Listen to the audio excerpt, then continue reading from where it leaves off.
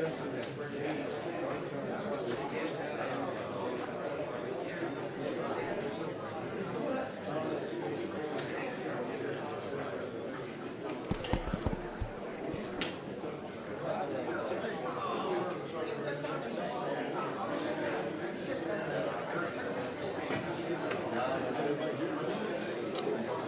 Smith is not here tonight.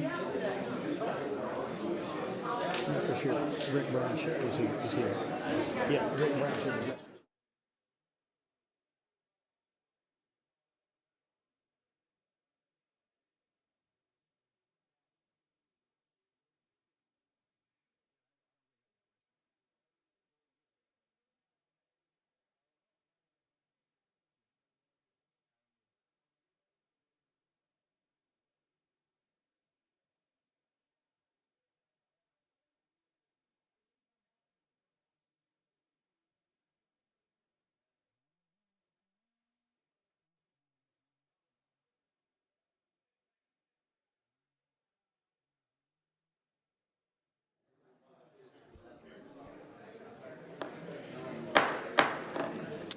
I'd like to call to order the Wilson County Commission meeting of June 17th, 2024.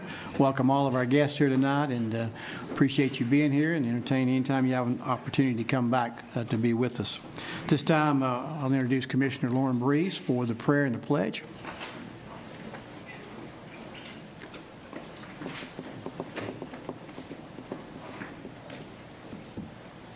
I'd like to invite my friend John Woodrick up here to lead us in prayer and pledge.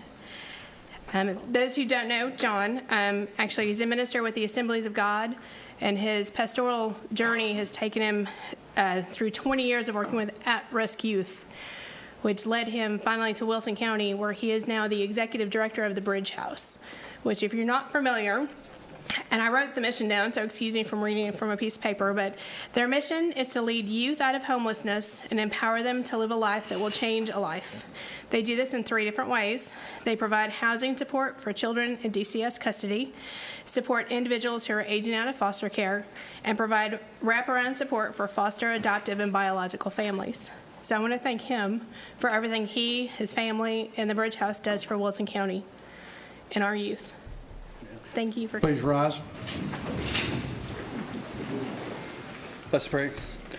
Lord, I thank you, Father, for just first off for just being able to come from New York and be able to be here in this city, Lord. To be here and to just see what you have been doing in this city is truly inspiring, Lord.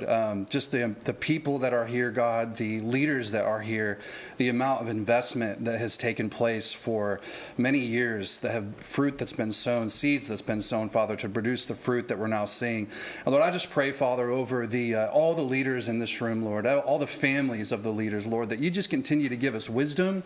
You continue to give us just the wisdom, Lord, that gives us the ability to create health in the midst of in things that can be very difficult, Lord. I pray for unity, Lord, above all things, Lord, and that we would be able to expedite progress in such massive ways where other counties would look in and wonder, man, how is the city of Lebanon doing this? How is Wilson County doing the things that they're doing, God? And we give you all the glory.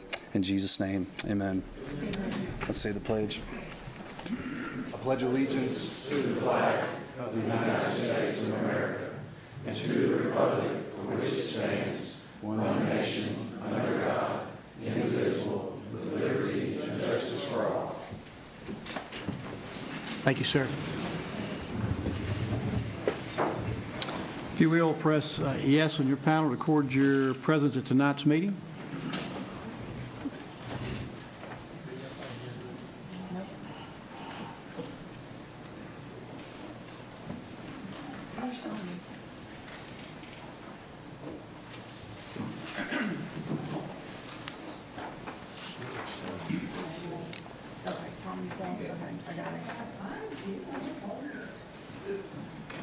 I just marked you as present. 24 present, 1 absent. 24 present, 1 absent. This time we'll have public comment period for anyone wishing to speak before any issue that's coming before the County Commission meeting tonight. I do have a list of people that have signed in, and we'll go in that order. At this time, I'll ask the Honorable Judge Kane to come forward. Good evening. As the first matter of business, I'd like to say go Vols. It's been a good week for us. I wish to speak to you all first about the potential criminal justice center that's been talked about and bid on and everything else on this. I want to thank you for the opportunity to speak to you, first of all. There's been, talk about whether there's a need for this building or not. I would submit that there is a need that exists right now for this building, and that need's only going to continue to grow as our population continues to skyrocket. There's been talk about the cost being substantial, and it is, but the cost is only going to increase as the years go on. I would point, there was some information provided about some other counties' justice centers. If you'll look at the Rutherford County Justice Center from 2016, they were $360 a square foot. Sumner was just finished theirs, was bid out in 2021, was $395 a square foot. Sevier County and Murray County from last year, one was $567 a square foot and one was $618. It's my understanding that the plan that the commission is to consider is $467 per square foot. So it's in the mid-range, and based on those numbers would appear to be a good value. I mean, I know it's hard to value when you have something so significant as far as a cost. But obviously multiple meetings have been held, time has been expended, money has been expended to try to get you as a body the best picture you can get as to whether or not to proceed with this project or not. I will submit to you a need exists now. I don't have a designated courtroom. Folks, I'm the criminal court judge for this county. Have 3,600 cases in Wilson County per year, and I share my courtroom with Judge Collins. So I have access to this Justice Center 6 months a year. Now, admittedly, I have other counties that I go and call on, but that is a great issue for me if I'm trying to set a trial or different matters that occur on months that Judge Collins has a courtroom. I'm either unable to hold court in that courtroom or I have to work something out with him and see if the courtroom is available. That's a problem that exists now, folks, and it's only going to increase. There have been judges added in our neighboring judicial districts just within the last 2 or 3 years. Sumner County, Putnam County, Robertson and Montgomery County, Williamson County, and I suspect, based on our rapid growth, that that's what will happen in this district in the fairly near future. And we don't have a place to put that judge. Now, right now, that's not a problem. We don't have that additional judge. But I believe it's coming, and I know the growth is coming, and I know that there's a need that's there, that while we can continue to exist under the current situation, there's going to be a point when I don't believe that we're going to be able to do so effectively. When that's going to be, I don't know. But I submit that I believe the approval of this project would be a proactive step by the part of this commission. I'd submit there are some issues we have other than the lack of courtroom space. We have a lot of parking issues. I know that the commission's been very concerned about that. It's come up in the prior meetings. Parking has been an issue, will be an issue, and I'm hopeful that should the commission approve this program, that's something that can help be alleviated at least at some point. I know there has been some concern from this body to that regard, but you know, I think even if we started this project now, we're probably looking, I'm not a construction expert, but we're talking 1.5 years, 2 years probably before it's completed. If we kick it down the road, however many years we kick it down the road, we're just pushing it back and pushing it back, and the problem is just going to become more and more urgent. So, you know, I appreciate your responsibility. You have the purse for our tax dollars, and I'm as cheap as anybody. So I can understand some concerns, some reluctance. Y'all want to get as much information as you can about this project, and I'm not sitting in your seat. It's not my decision to make. But I felt like I'd at least get up here and try to educate the best I could the commission about the problems that we're having and what I hope this proposal would attempt to solve. So thank you so much for your time. Thank you, Judge. Thank you. And I did set the timer, and I said it a little bit late, so it's got 1 minute top, but we do try to limit to 3 minutes, so thank you within that time limit. This time, Mr. Robert Lanham, Sr.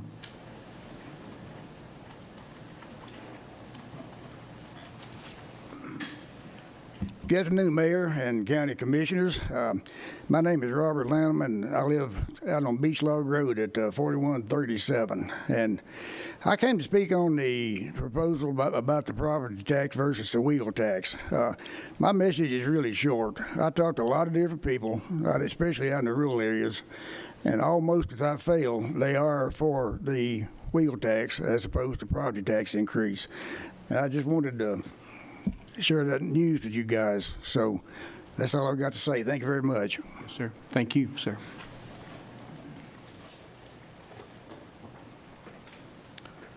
Judge Clara Bird.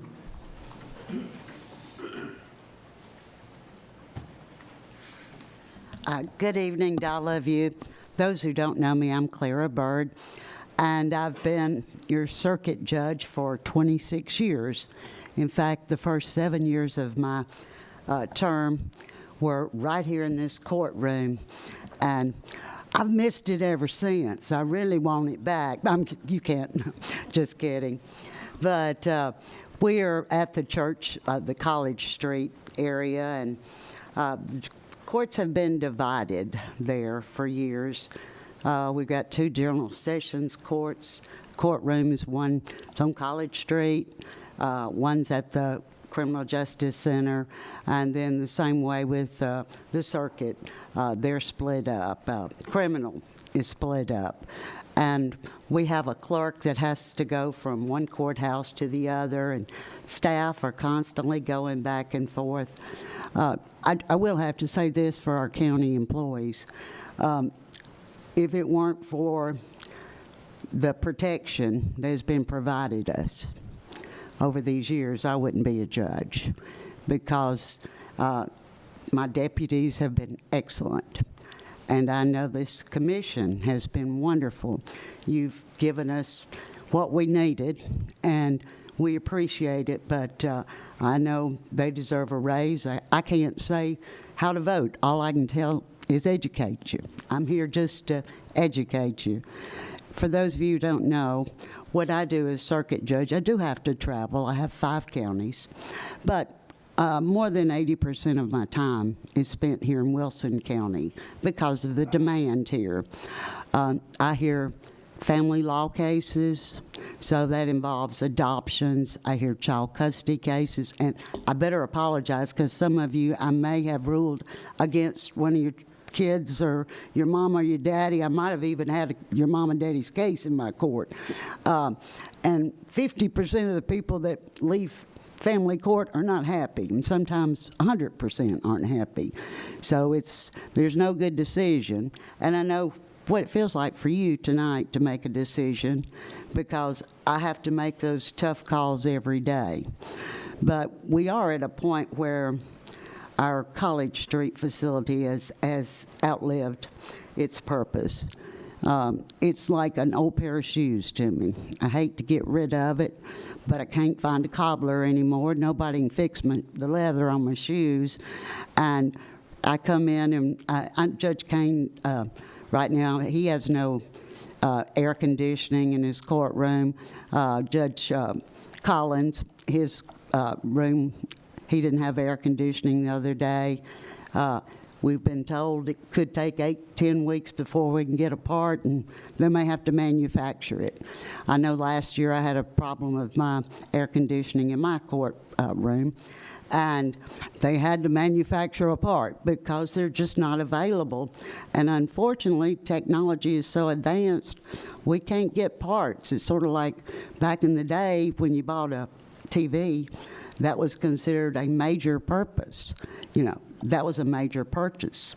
Now, they're disposable because you have them 3 years and they're no good. And we have the same problems with our equipment. But I just want to say, I do realize your priority is the children. I've looked at the budget, and you spend 65% of your revenue on children, on education alone. And that's where my priority is. That's the main thing I hear is about our children. And I want to keep them safe and provide for their health and their welfare. And they actually come to court. Don't think these courtrooms are sitting here and we don't have children. We do. And I want them to be safe for them, and I want them to function. And I have jurors from all parts of the county. Just had one last week. Excuse me. My throat gets dry. And most of them were from the Mount Juliet area. But we have to keep them comfortable. We've got to have air conditioning. We can't have ceilings dripping. And the surrounding counties have managed to build new complexes. You can look at Putnam County's complex, although there's been a while, and Rutherford. But now Sumner has a new one. Our children, they deserve a legacy. And I just want you to remember, I'm just here, can't tell you how to vote, but I do know these employees, they're wonderful. I don't know what I'd do without them, and I don't know what you'd do without them. They provide for you. And Mayor, I have to say thank you. You've kept us advised. I've read these emails. I've been involved in the process for 6 years. This isn't a fly-by-night decision, because we've been planning, meeting with architects for 6 years. And I don't see the clock, but I've probably run over. I'm not used to a clock.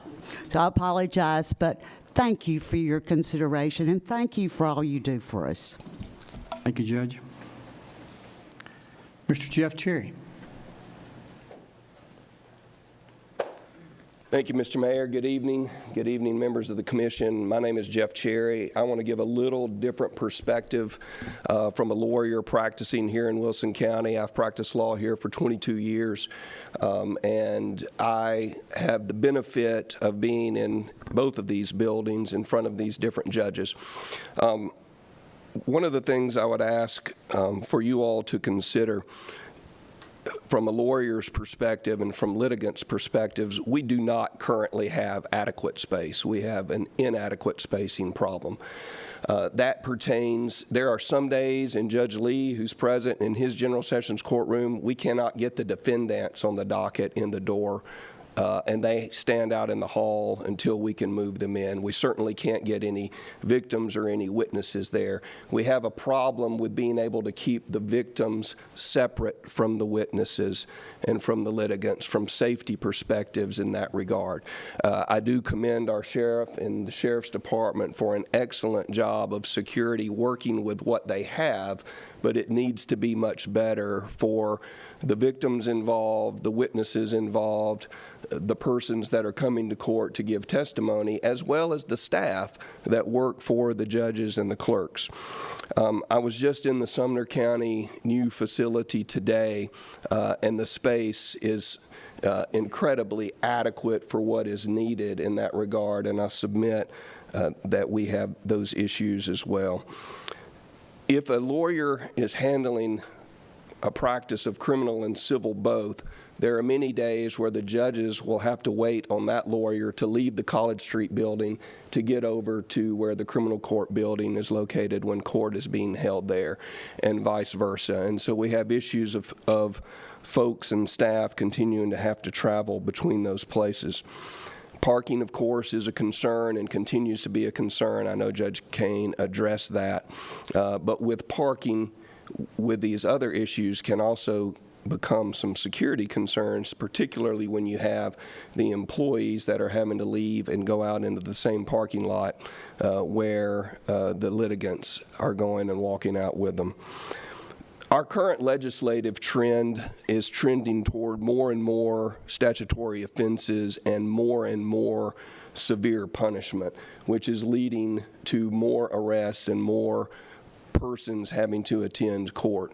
I agree with Judge Kane. I don't know when it will come, but I'm convinced with this trend in the legislature, we're going to see a new judgeship requirement here. We're going to have room for the staff for that court to be able to function. And so respectfully, I believe, on behalf of many of the lawyers that practice in these courts and many of the litigants and witnesses appearing, that the need is present and available now. It's only going to increase as time goes on.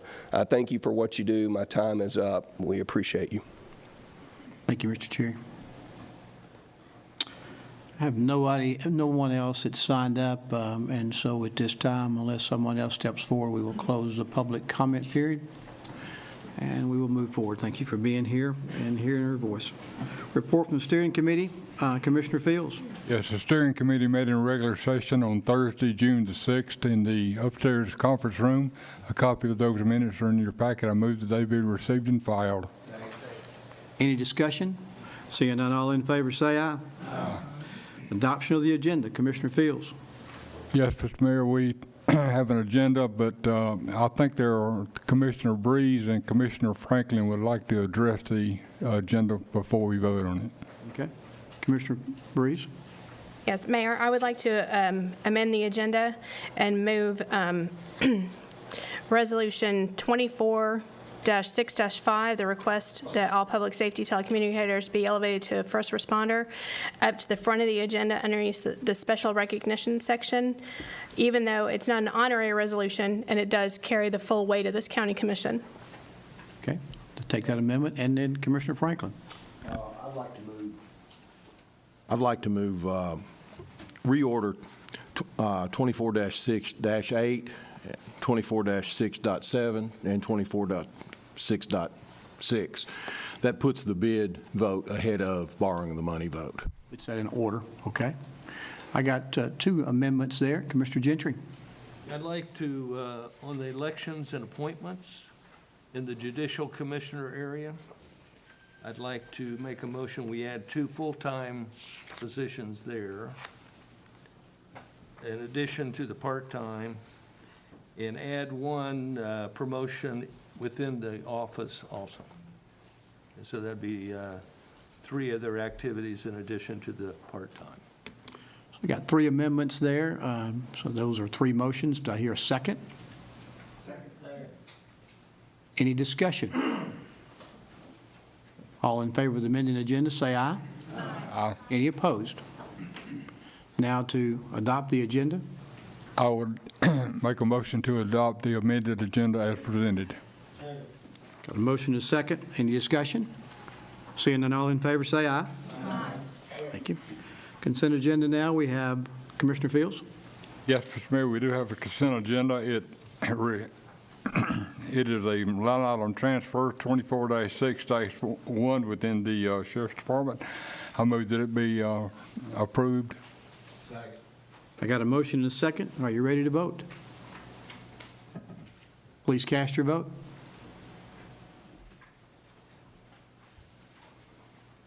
All hearts and minds good with your vote? Please record. 24 yes, 1 absent. 24 yes, 1 absent. Resolution passes. Thank you for that. Special recognition at this time, Commissioner Lauren Breeze.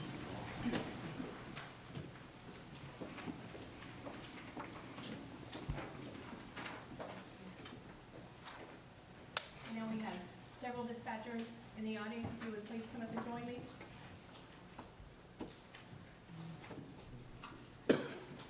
So as they walk up here, let me give you some history here. I had someone approach me in February and let me know that our dispatchers, so 911, WEMA, and the Sheriff's Department, are not officially classed as first responders, which was shocking to me, but it's become a national movement. So the National Labors and Standards Board actually classifies these people who are really your first responders at the moment as secretarial staff, which I'm sure you agree with me that that's not the case. So I went first to the 911 board, and then we worked this through the Law Enforcement Committee and Emergency Management, who all voted unanimously that this evening we would like to recognize these individuals officially as first responders here in Wilson County. So, well,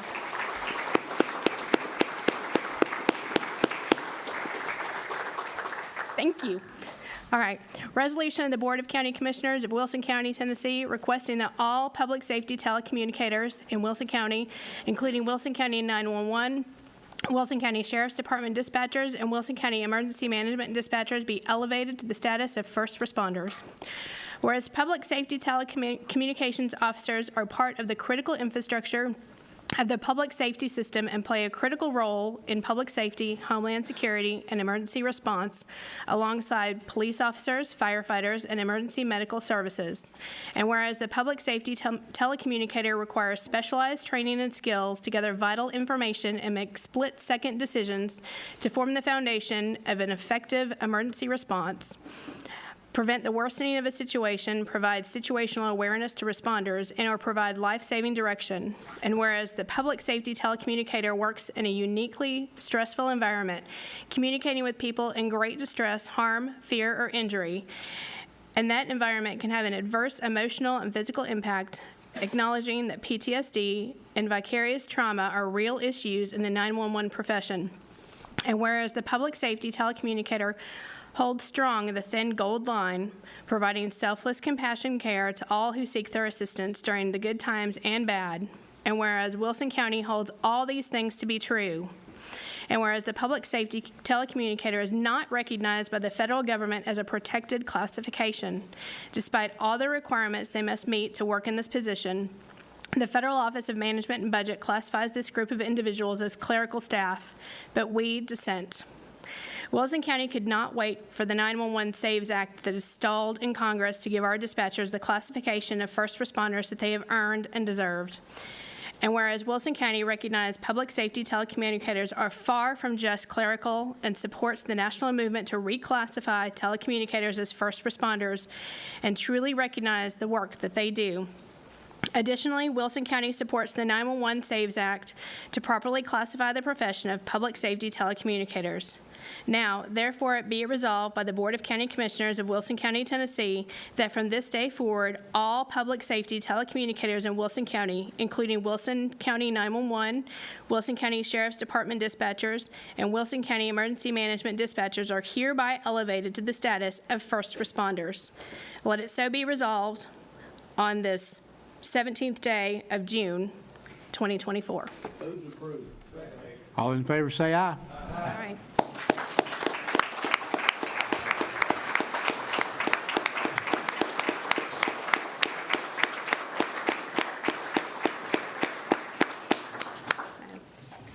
If any of you have anything to say, and if you don't want to speak, if you would just introduce yourself on the way out. And I'm going to give these are official copies for everyone. So thank you again for all you do. Thank you. For those that don't know me, I'm Bridget Clark. I am the Communications Supervisor and Public Information Officer for Wilson County 911. Lauren has worked tirelessly to help us get this approved, and I can't tell you how much we appreciate your help and the help of each and every commissioner here. To have us reclassified not only helps with respect for our profession, to move it from a job to a profession, but it also allows us to hire better trained personnel. Recruitment and retention in every industry is very difficult, and I can't speak for my partners at the JCC for the Sheriff's Department or for WEMA, but I can give you a few numbers just for the 911. My 911 telecommunicators had over 2,100 hours of training. That's not time working, that's training hours. Some of the things that my telecommunicators have to do, a lot of your fire personnel, your EMS, or your law enforcement don't even have to do. I make mine we have 10 separate FEMA classes that are necessary. NIMS, ICS, National Response Framework. We're also part of NECMEC. We have to do a whole lot of training with that. With Sheriff's Department, they do things that we don't have to do. And then especially with WEMA, they have training that we don't have to do. But somehow we all have to make it work. And I can tell you wholeheartedly from working with not only the JCC, but also with Mount Juliet and Lebanon, Wilson County has the best that there is to offer. Thank y'all so much for our support. Amen.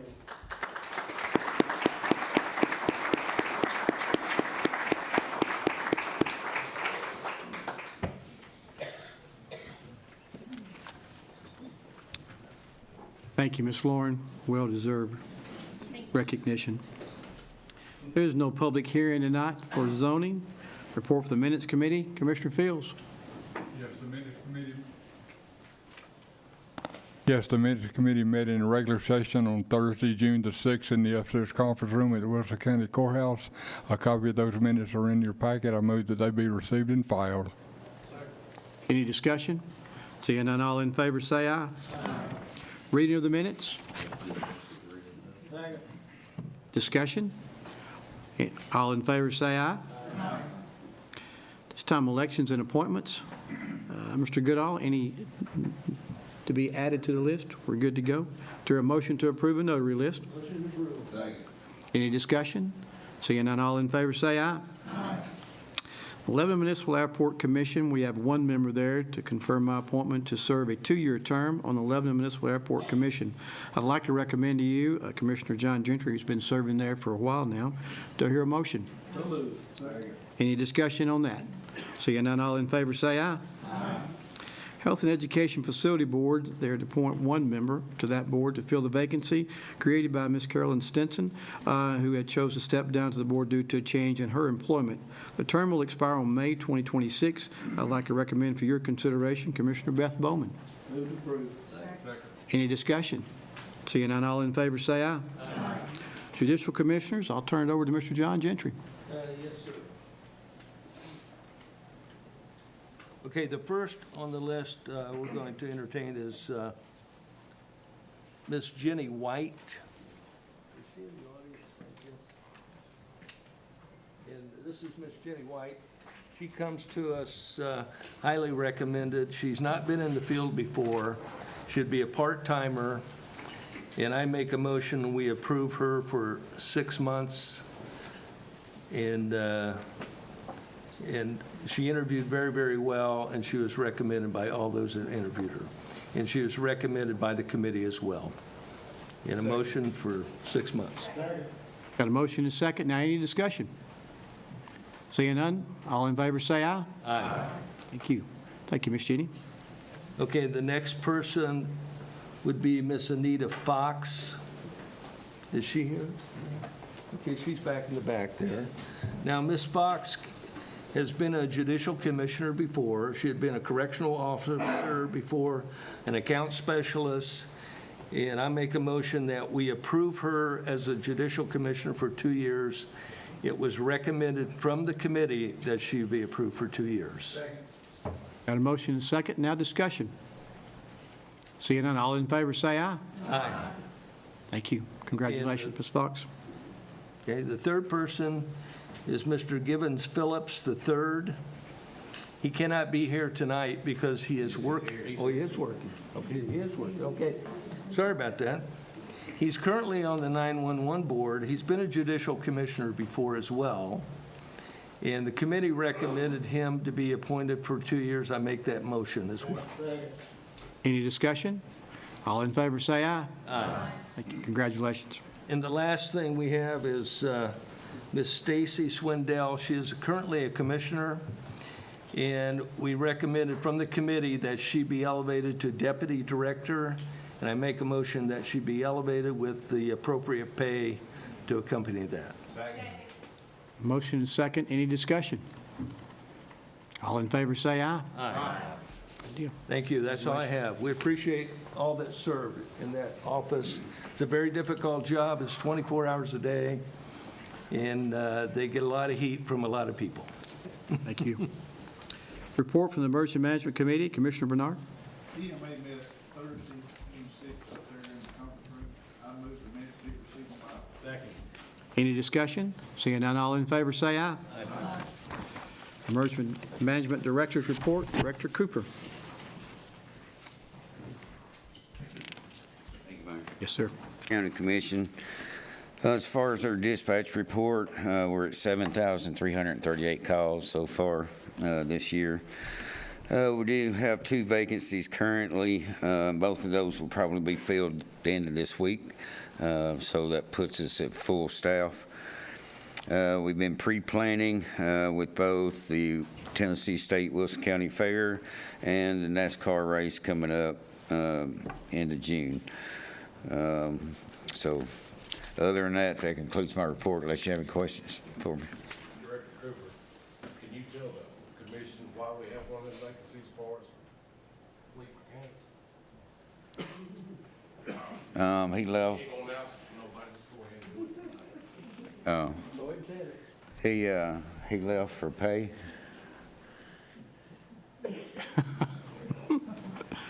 What else? Commissioner Scruggs has spent probably 23 years.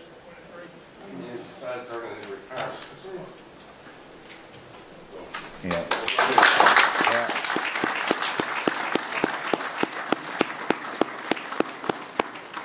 Yep, he did. He had kept it quiet, that's for sure. Yeah, we didn't know it. True. Do I hear a motion to approve his report? Any discussion? All in favor say aye. Aye. Thank you, Director Cooper. Report from the Law Enforcement Committee, Commissioner Kurtz. We met on June 6th up here in the upstairs conference room. The minutes are in your packet. I move that you receive and file. Any discussion? Seeing none, all in favor say aye. Aye. Sheriff's report, Sheriff Robert Bryan.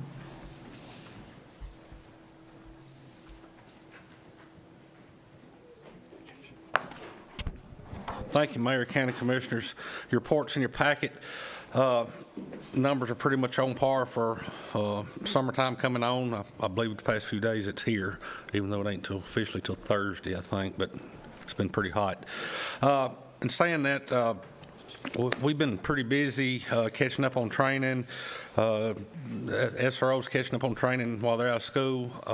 You see the work buses out there working. Please call us if you see something so we can get to it as quick as we can before the bush hogs get it. I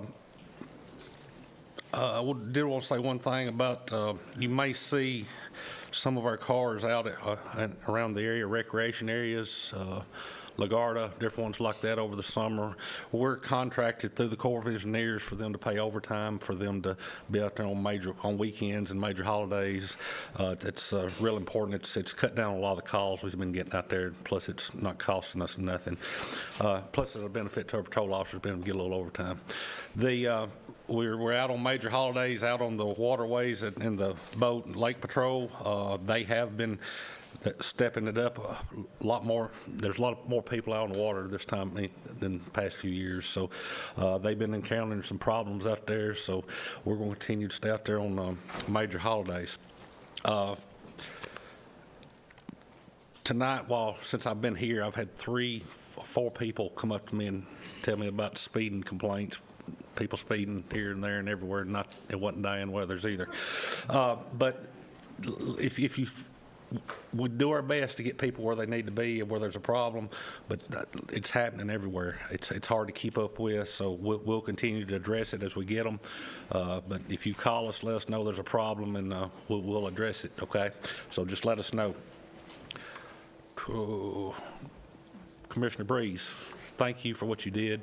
Dispatchers are a vital role in what we do. They're our lifeline. You can ask any patrol officer out there, they're the lifeline.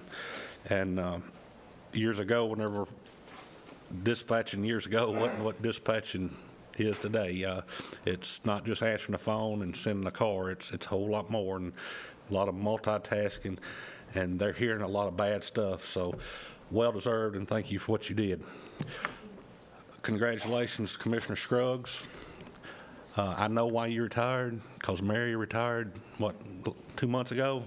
Yep. And I think y'all are going to do a little bit more camping, I believe. So that's what it was all about. But that concludes my report unless there's any questions. Any discussion? Seeing none, all in favor say aye. Aye. Thank you, Sheriff Bryan. Report from Education Committee, Commissioner Marlowe. Education Committee met on May the 28th and on June the 6th in the County Commission meeting room. Minutes are in your packet. I move they be received and filed. Any discussion? Seeing none, all in favor say aye.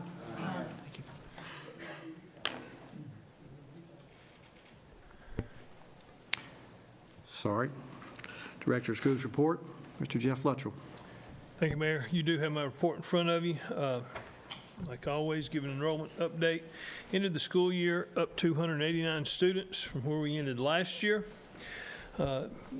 Pay special attention there, the K-5 enrollment. Of those 289 more students, 206 of them are in the K-5, specifically over 112 kindergartners, which means they're going to be with us longer, which will keep driving that growth number up. We are looking right now, making projections. Hopefully I'll have that next month for you on what our enrollment is going to be next year. Attendance for the year, ended the year at 94.34%, all grade levels. Did include a personnel update. Mr. Lee Nashan has been selected as New Mount Jupe Middle School Assistant Principal, and Principal. He'll be replacing Dr. Angle, retired with about 40 years of service. So look forward to him taking over here July 1 at Mount Jupe Middle. Included some congratulations. You'll see that, some scholarship recipients. Won't go over all that. Summer learning is full go right now. Had over 1,000 students in summer learning. That's why you're still seeing buses. We have our sites at Glayville Middle, Springdale, Stoner Creek, Southside, and Watertown Elementary. And so we do shuttle them back and forth. So you may see a little bit of change in traffic pattern, but that's what's going on with that. Construction project updates, West Wilson Middle School. Thank everyone that came. Had a great turnout, great program. As we cut the ribbon on that building, they're using that now daily. Lagardo, of course, if you've been out there, they are starting to shape up, and we will be soon looking at a Central Pike bids. We're trying to get that one out to bid. Hopefully we'll have that by here in several weeks, but shortly, and look at trying to get that one out of the ground as well. Did include some class accomplishments. Just want to point out, and this will be the bulk of my report, total programs, that's including our adult high school, our virtual, all of our high schools, 1,887 graduates. Of those, 1,328 of them received Hope Scholarship money. Just to give you a refresher, that's 70% of our students that graduated received a Hope Scholarship or qualified. What that is first 2 years it pays $4,500. If they're in school, the next 2 years it bumps up to over $5,500. That's the result of your school system, K-12 program. That's pretty stout numbers, 70%. Of those 70% that qualified for that, 909 or 68% got that on their ACT score alone, meaning 900 of those graduates received a 21 or better on their ACT. That's the road to qualification. The other eligibility, if they didn't get that, they had a 3.0 higher GPA. So I know you hear a lot, and there's a lot of, we get a lot of attention, what's going on in schools. 70% of your kids graduated Wilson County are going to receive a minimum of $4,500 a year to go to school. I'll put that and shout that on the mountaintops against anybody, anywhere, anytime. There is a pathway due to what a lot of people in this room does, including our judges. Thank y'all for being with us tonight. There's a pathway in Wilson County to receive a quality education in our public schools. It's going to be more challenging because of the numbers. We know that. But I want to publicly thank our teachers, our administrators, our board members. They deal with a lot. But when you get results like this at the end of the year, it's worth it. And we want to keep building on that. Just another number, $54 million offered in scholarships to this group of graduates. Many of these students, their 4 years is paid for. We're going to start something in the fall. I'll give you dibs on it. I'm going to start an alumni spotlight that we'll share monthly at our board meeting. We've got graduates from our high schools and our adult programs that are all over the country doing some amazing things. So we're going to start reaching out and finding some of them. I've already got 2 or 3 that's agreed to come back, and we'll just do a short promo, tell it what their education meant as they went out into the world, or military, and what they're doing. So be looking for that. Hopefully we'll get that started by October, and I'll share some of that with you as long. That is my report. Any questions, I'll be glad to answer them. Motion to approve. Any questions? Seeing none, all in favor say aye. Thank you, Director Luttrell. Report from Public Buildings Committee, Commissioner Weathers. Ag Center Management, Commissioner Scruggs.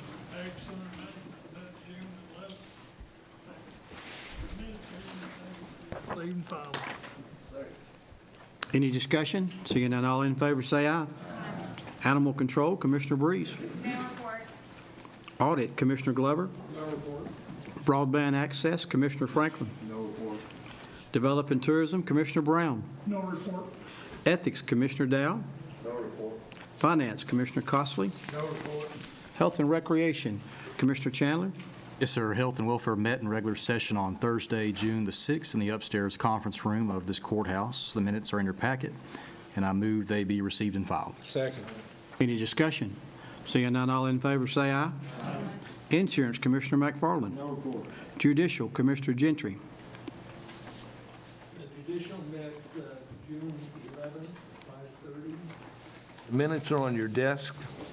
I make a motion they be received and filed. Got a motion and a second. Discussion? Seeing none, all in favor say aye. Legislative Ad Hoc, Commissioner Costley. No report. Planning and Zoning, Commissioner Franklin. No report. No report.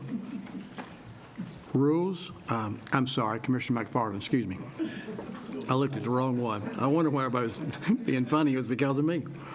Rules, Commissioner Keith. No report. Urban Type Facility Board, Commissioner Scruggs.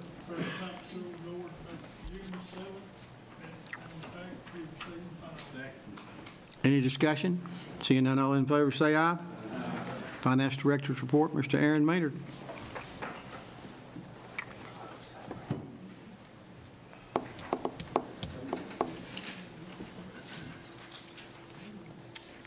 I'd like to especially thank the Budget Committee for their work. We do have a budget presented to you tonight with no tax increase.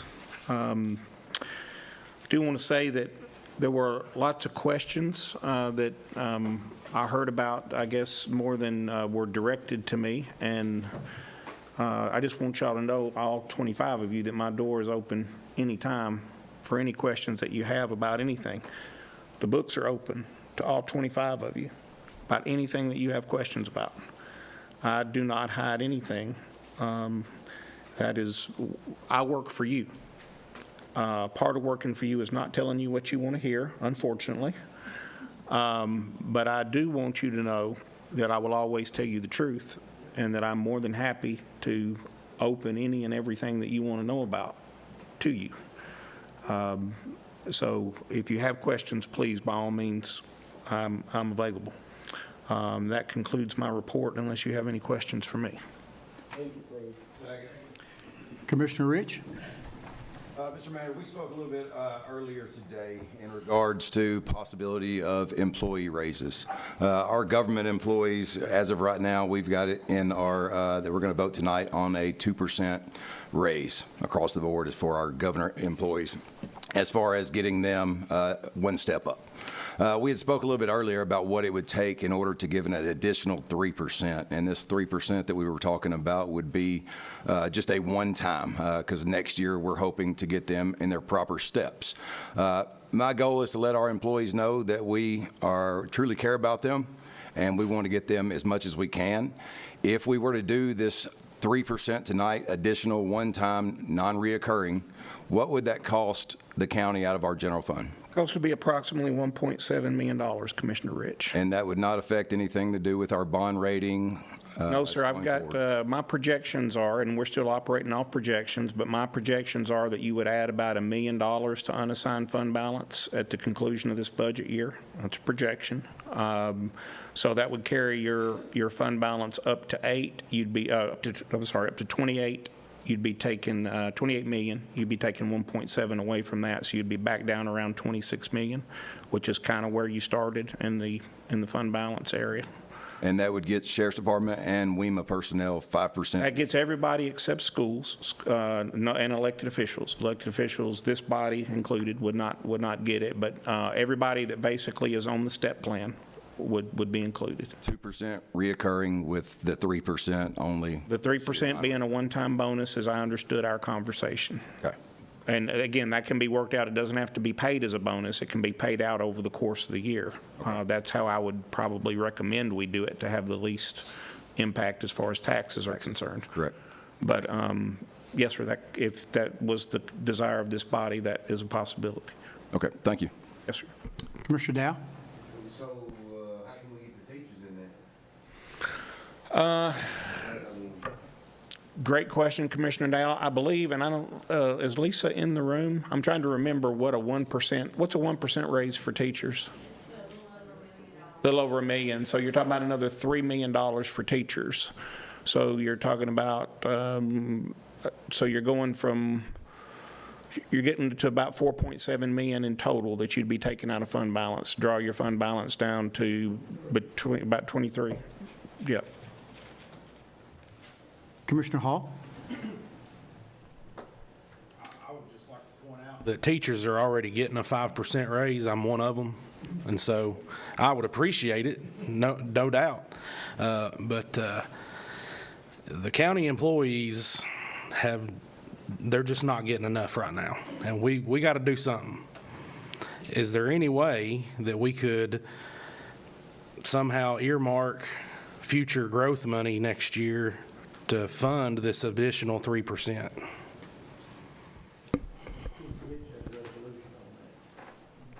There was a resolution, that we did have a resolution, Commissioner Farland points out, we did have a resolution that says if growth exceeded 3.5%, then basically we would give a 1.5% raise. What we're talking about is, could we earmark the first 1.7 million of growth? And I think my answer, and the county attorney is probably a better person to ask, but I think my answer is yes, you could, but nothing you do tonight would make that stick. You could say anything you wanted to tonight. You could say we're giving that money to aliens from Mars. It wouldn't matter. I would also caution you that eventually, remember the sheriff came forward this year and asked for 10 corrections officers, which we did not give him.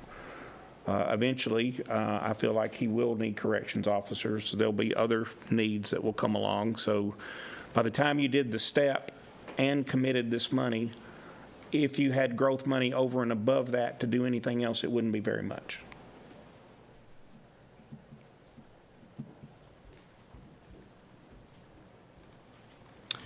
Commissioner Franklin? Yeah, I had just one question on the line. Sure. Of revenue, 44,110 interest earned. Seemed like it jumped off the charts a little bit. Definitely has. 20 what's driving that, and how permanent could that be? How permanent is really the magic question, and what's driving it is just the overall change in interest rates that we've seen, where we've the trustee has invested in CDs, and of course we draw interest on our bank account as well. Yes, it's gone way up. We bought, to your point, Commissioner Franklin, we bought patrol cars, and we bought we bought fire trucks, both from interest earnings.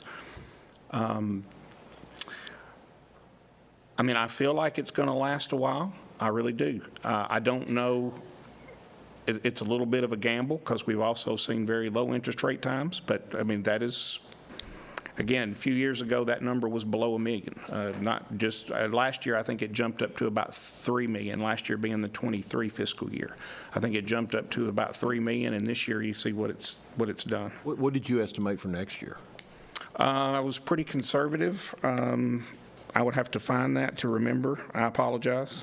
I should have known it. No, sir, not a problem. Give me 1 second, I'll tell you.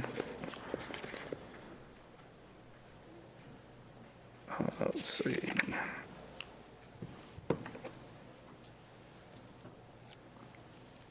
$10 million is what I budget. Okay, so you went from 2.5 to 10. Yeah, I did. So you're pretty optimistic. I am. Thank you. Yes, sir. Commissioner Breeze? To Commissioner Hall's point, about trying to do an additional 3%. I just wanted to remind everyone, I'm sure you already know this, but we already have a resolution that the first part of our growth money, 2%, goes to county employees, which I think this year alone was a little under $1 million, I believe was the number. A little over $1 million, about $1,060,000. Okay, and on average, we typically get about between 2.1 million in total for county growth on our end. The general fund portion, yes. Right, Between anywhere from 1.5 to 2.3 million, anywhere in that range. Okay, so we are actually giving at this point about half of our growth money right now dedicated to county employee raises, which, I think that's the right thing to do as well. I don't know where the additional 1.7 would come from if we tried to do this recurring. That would be over the 2.1 we get in total. Commissioner Gentry. Yeah, Aaron, if we give the 3% over the year, say in their paycheck, would that be, I don't know, we can do that, but at the end of the year, then you're going to have to take it back. But if you give it to them, say, in 2 lump sums over 6 months, then they would say, this is a bonus and I can't count on it in my regular paycheck. I'm just saying the way you give it to them, I think, makes a difference. And I understand. But if you do it over the year, and at the end of the year say, oh, sorry, you get that back, Yeah. That would hurt more, I think, than if you gave them a bonus in lump sums. Well, I'm banking on a couple of things. I'm banking on that the overall table is going to adjust more than 3%. When you take a look at the pay table the way that it is right now, and you do a pay study based on market, the whole table is going to shift. So my original premise is that the whole table is going to shift by more than 3%. My second premise is that there's a majority of this body that's interested in putting people in the step that they belong in based on time in job. So what we're looking at down the road, if we go that way, is going to be sizably above the 3% that we're talking about. But it's up to, I understand your point, and we'll pay it out however you guys choose. If you want to pay it out, because some people, right, we love tax refunds, right? We give the government a loan all year long, so they'll give it back to us and we'll feel rich momentarily. So, I mean, however you guys want to do it, we'll do it. If you want to pay it out in a lump sum, be glad to. Commissioner Kurtz. Mr. Mayor, the amount of interest that Mr. Franklin was discussing, there's a difference of $7.5 million in revenue that was budgeted last year to this year. Oh, yeah, it's huge. Yes, sir. And in the meeting that we had Thursday, you estimated that it was going to be around $6 million to put all the employees out on the pay plan if we use the current pay plan. So that amount of revenue, and I'm not suggesting we do that because I do. No, I understand that this pay plan might have been set up with it, but that amount of revenue covers that amount to put the people out on the pay plan if we chose to do that. And I would like to do two things, Commissioner Kurtz, but again, it's up to you guys, okay? So the one thing I would like to do is have a little more history than we have with the interest rates. The history that we have with the interest rates right now is pretty short. I think they're going to stay, obviously. But I would like to get another year under our belt before we start saying, let's fund employee raises with them. Because, look, when we fund something with property tax, and this is what people hate, but it's what they don't understand, okay? When you fund something with property tax, it never goes down. In 2008, when the real estate market crashed and we had reappraisal, what happened to your tax rate on reappraisal? Your tax rate went up because it has to be revenue neutral. It has to generate the same dollars that it generated the prior year by law, period. Now, if interest rates fall out the bottom, you're holding the bag. That's all there is, okay? So I would be derelict in my duty if I didn't mention that. Sure. And I guess as a follow-up to that, people in general don't like property tax increase. Correct. My understanding that right before this meeting, the Budget Committee took Resolution 24-616 off the agenda, which was to discuss a vehicle tax. So we don't have any way to fund anything for the employees again this year. And but that could be a possible solution of a funding source. It could be a piece. I think it could be a piece, yes. I do. And the other thing that I would say is we are in the process, along with you and the steering committee. I don't know what the mayor has announced, but we want to study the plan that we have and the plan that we would like to have. And so I'm sorry if that was long-winded and didn't answer No, that the was question. you answered my question. Yeah. We did, before we go to Commissioner Glover, we did meet with Beth with the pay plan last week, and she's got her stuff together, so we will start those meetings pretty soon, in a couple of weeks, I hope. Commissioner Glover? I am for giving a lump sum. I would prefer more like 5%, one-time money. But however you do it, I want you to do it in a way that they're not going to be taxed to death on it. Because I know it's according to how you give it to them, whether it be a bonus, whether it be an adjustment, or however it's going to be, how it's going to be taxed, and more money is going to be taken away from them. But so however way that you believe that they're going to have the least amount of tax taken away from whatever we decide tonight, I want you to do that. Okay, sir. Any other questions? Commissioner Hall? Yeah, I just have one more thing to say about employee compensation. It's time as a body and as a committee, or as a commission, that we stop telling our employees that you're the last thing on our list before we have to raise taxes. And we got to make them a priority. And to tell them that the only way you get a raise is if we jack your taxes up, wheel tax or property tax, is unacceptable. And that's all I want to say. Commissioner Chandler? I agree with Blake, and I've been speaking this till I'm blue in the face. You have 20-year deputies who make $54,000 a year. How is that possible? How do they live on that? And I've seen other elected bodies throughout Tennessee, and they say different things. Well, we don't have the money. Well, we don't have the money. The money's there. You choose not to allocate it to the employees. We choose, as a body, not to allocate it to the employees. And if the money isn't there, we as a body have to make hard decisions on how to find the revenue. We either have to make cuts or find revenue. But our employees need it so bad. They need it so, so bad. And it breaks my heart every time we talk about it. I look around the room and I see the different faces people are making, and I just cringe. Because for some reason, with this government, we don't want to put the investment into our biggest investment, which is our employees. Thank you. Any other questions, comments? All right, all in favor say aye. Aye. Thank you, Mr. Maynard. Report from Budget Committee, Commissioner Marlowe.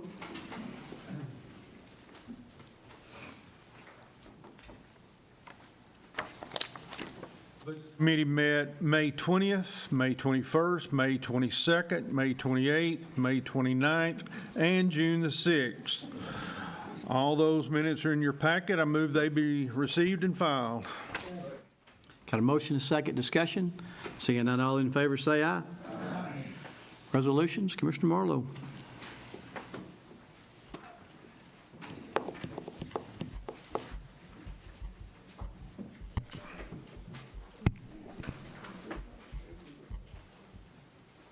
Resolution 24-6-2, resolution fixing the tax rate at 1.9089. Any discussion? Seeing none, are you ready to vote? Please cast your vote.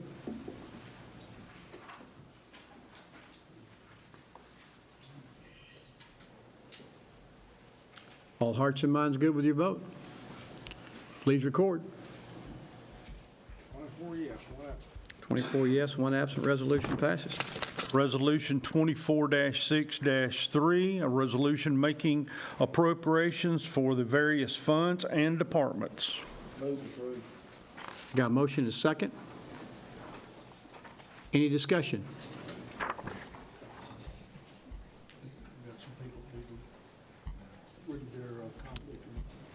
So a conflict of interest form, if you'd like to read those now, you're welcome to do that. Commissioner Hall is Commissioner Hall is going to read it for everyone. Okay, Commissioner Hall? Pursuant to TCA 5-5-102C3A, TCA 5-5-112, and TCA 12-4-101C1, I do hereby publicly acknowledge the following because I am an employee of Wilson County Schools. I have a conflict of interest in the proposal about to be voted. However, I declare that my argument and my vote answer only to my conscience and to my obligation to my constituents and to the citizens that this body represents. Anyone else? Should be 7 more. Even if they just say ditto. Do what? I told them, even if they just say ditto. Well, I mean, if you're going to vote on the budget, you got to Please. acknowledge it. Yeah. If you don't acknowledge it, you don't get to vote. They're hitting the thing, you're just not calling them. My bad. Commissioner Breeze?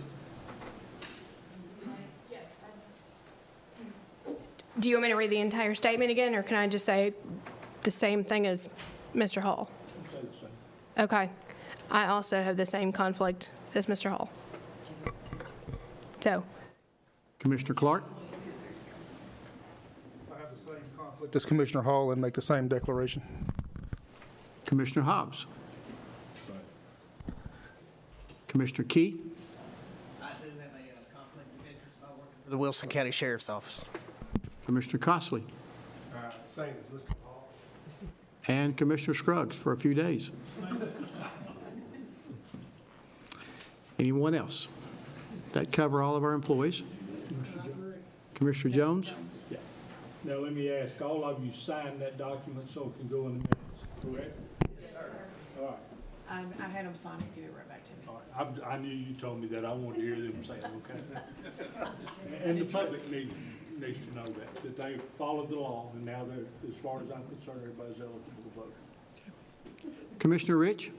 I make a motion to amend this budget in order to add 3% one-time non-recurring fee to Wilson County government employees, which will put them at a 5% this year, 2% being reoccurring, and 3% non-reoccurring.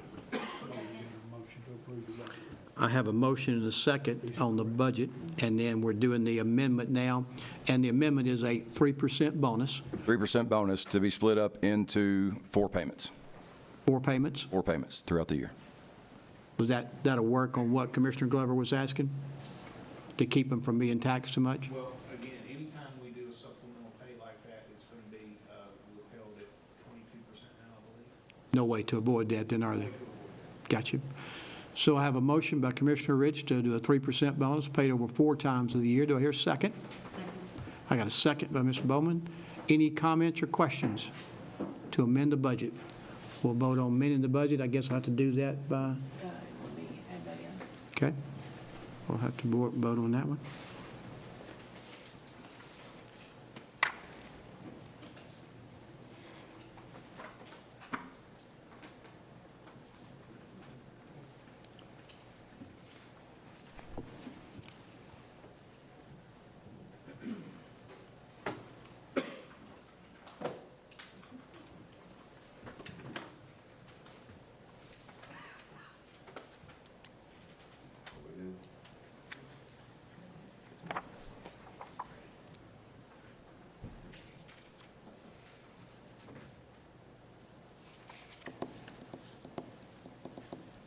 Commissioner Bowman is the one that seconded, I think.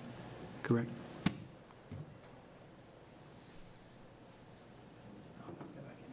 Okay, that's good. Are you ready? Are you ready to vote? Please cast your vote. To amend the budget for a 3% one-time bonus over 4 payments. Vote yes if that's what you choose to do. Vote no if you choose not to. Commissioner Evans and Commissioner Breeze.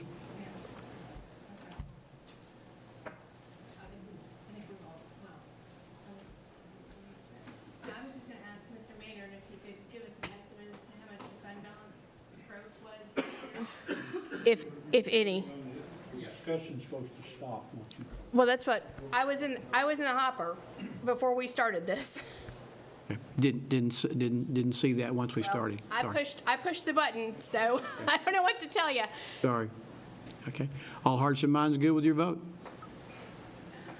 Please record. 20 yes, 1 no, 3 abstaining. All right.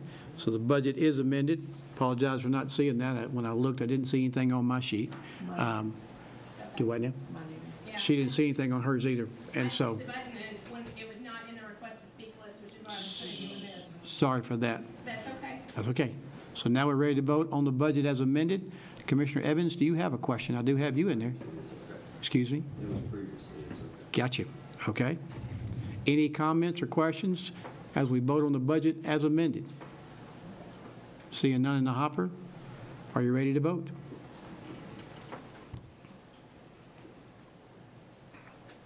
Please cast your vote. All hearts and minds good with your vote? Please record.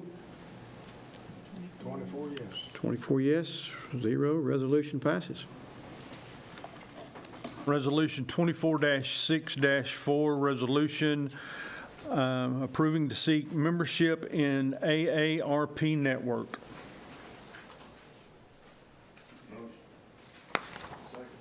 Any discussion? Seeing none, all in favor, say aye. Aye.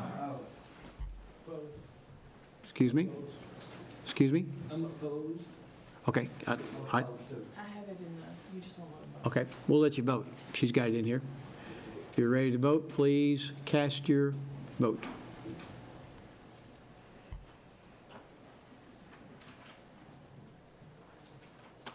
Commissioner Costley, all hearts and minds good with your vote? Please record. 21 yes, 3 no. Resolution passes.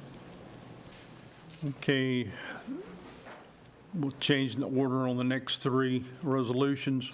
Resolution 24-6-8, accepting the low bid for construction of the Wilson County Court building.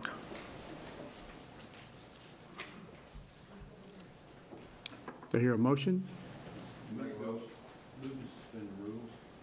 Move to suspend the rules. Do I hear a second? All in favor, say aye. Rules are suspended. Request a vote on what's on the board. On the motion to suspend the rules? On the motion to suspend the rules. Request a vote. Oh, request a vote on, okay. Vote on suspending the rules. Oh, yes, suspend, is that correct? Correct.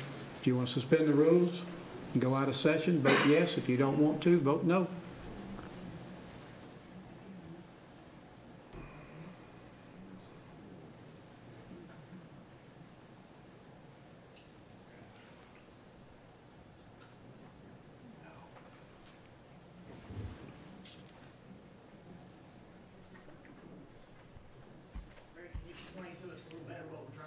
Yes, sir, I will.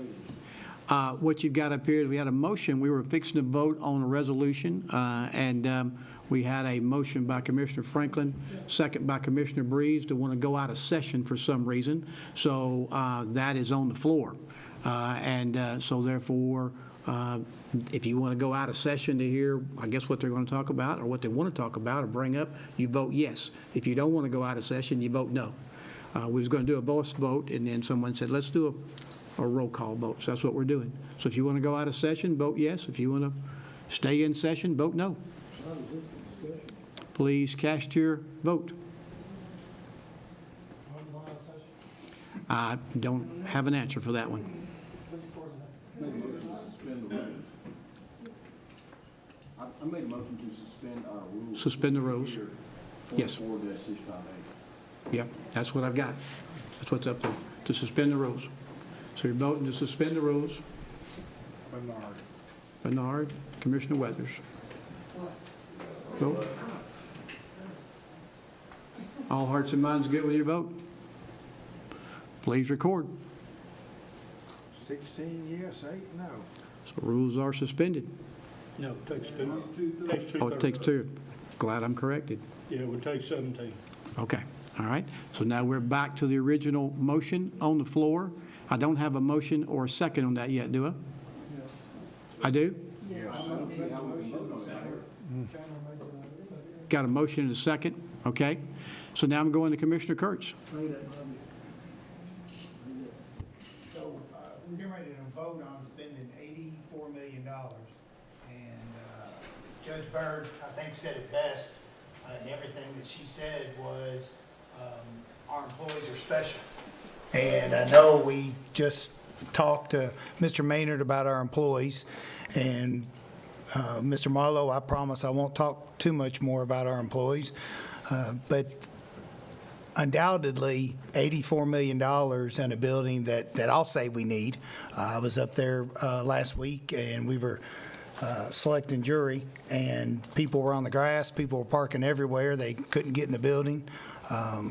We do need a new building, but inside that building, we're going to have employees working it. And we're not voting or going to consider a wheel tax, but we are going to consider spending $84 million to build a building that has to be staffed by county employees. And I know we just took care of them, but it's going to be a reoccurring thing that we have to consider our employees and how they're paid, and we have to keep them up to pay, and not just surrounding areas, but above. You know, we need to be the leaders in the pay. I received phone calls today. I received 2 from patrol deputies thanking this body for taking a look at that, thanking this body. They thought the wheel tax was going to be on, though. But they were thanking us for considering what we're going to do with pay. And I'm going to vote for the $84 million because we need this building. But 84, what we're going to pay to give our employees what they deserve to make pales in comparison to $84 million. And I agree. I think Commissioner Chandler said it best, too, with our biggest investment. And a lot of our budget, most of our budget, goes to employees and taking care of our employees. And Mayor, we have done a good job taking care of our employees. And I agree wholeheartedly. But it spoke volumes tonight. You know, we got back 2 judicial commissioners, one that just recently left that office, but came back. One was an unrelated reason, but some of that had to do with the pay. And I just need and want to reiterate that I don't think that I'm going to go away, at least for 2 more years. And every single meeting, I'm going to discuss employee pay. Not just the sheriff's office, not just WEMA, but every single employee that, those that are sitting in here tonight, that we need to take care of our employees, and we need to always be looking at that and put them out on a pay plan that makes sense and is understandable. And before you hit your button for $84 million, think about what we're going to do and how we're going to take care of our employees, because, like I said before, it's all one pot of money. And we can have debt service that's going to pay this payment. But we need some other pennies that are going to pay and be able to contribute every year to our employees. And I don't know if taking money away from our debt service is the answer, but by golly, we're putting it in here to build these buildings, and we're also getting ready to build another school. Right after that, we're going to be building a middle school. And on the heels of that, we need to be looking at another high school. We're going to be spending a whole lot of money. And how are we going to do that? They're not revenue. We only have really one choice, and it's some sort of tax. And that's going to be on the horizon. And I don't want our employee pay to be tied to employee tax when we're building an $84 million building out of one pot of money. Thank you. Commissioner Denton? Yes, I agree with Mike, most of that. This building's not going to cost, it's going to cost us when the bonds are paid $117 million. What we're going to pay for this building. And it's going to cause our debt to go to our debt limit. We already been told that. So our very next project, whatever it may be, state mandated or what, or school, whatever, we don't have a choice. Our debt's going up, and my understanding is it will have to be property tax. It will not be a wheel tax if we have to raise it to build a school or something like that. So 41% of our property taxes help cover the budget, and our property owners deserve somebody to stand for them. I know I got all these lawyers and judges and people, so I'll probably be in jail before I get home tonight. So I just want to give my last testimony here before I leave. But we can't afford this building without a property tax coming, and it won't be the fault of what we're going to build next. It'll be the reason we're building this is what's causing the tax increase, and it will have to be a property tax. A wheel tax won't cover the kind of money we're talking about. We could have found some money to have done this with our county employees by giving all of our growth money, and we always hear say we can find $1 million laying around here or where. We found enough to do that. We could have done that this year as well, and then not have to build the building nor even consider a wheel tax. So, but a point of order I have is, how can we make this motion when last month we made another motion to not receive this bid? And so it makes us look like something's happened to change our minds in 2 weeks, because this was a slick presentation was done two weeks ago about all the new things and why we needed it, why we had to have it. And I agree, we need it. The need's not my problem. I understand it. We just can't afford it. And without it being a burden on our citizens. And that's who we represent. And so I think somebody has to speak for them. But our point of order is there has to be a rescinding of the motion from last week for us to vote this week on this motion, because it's the same motion.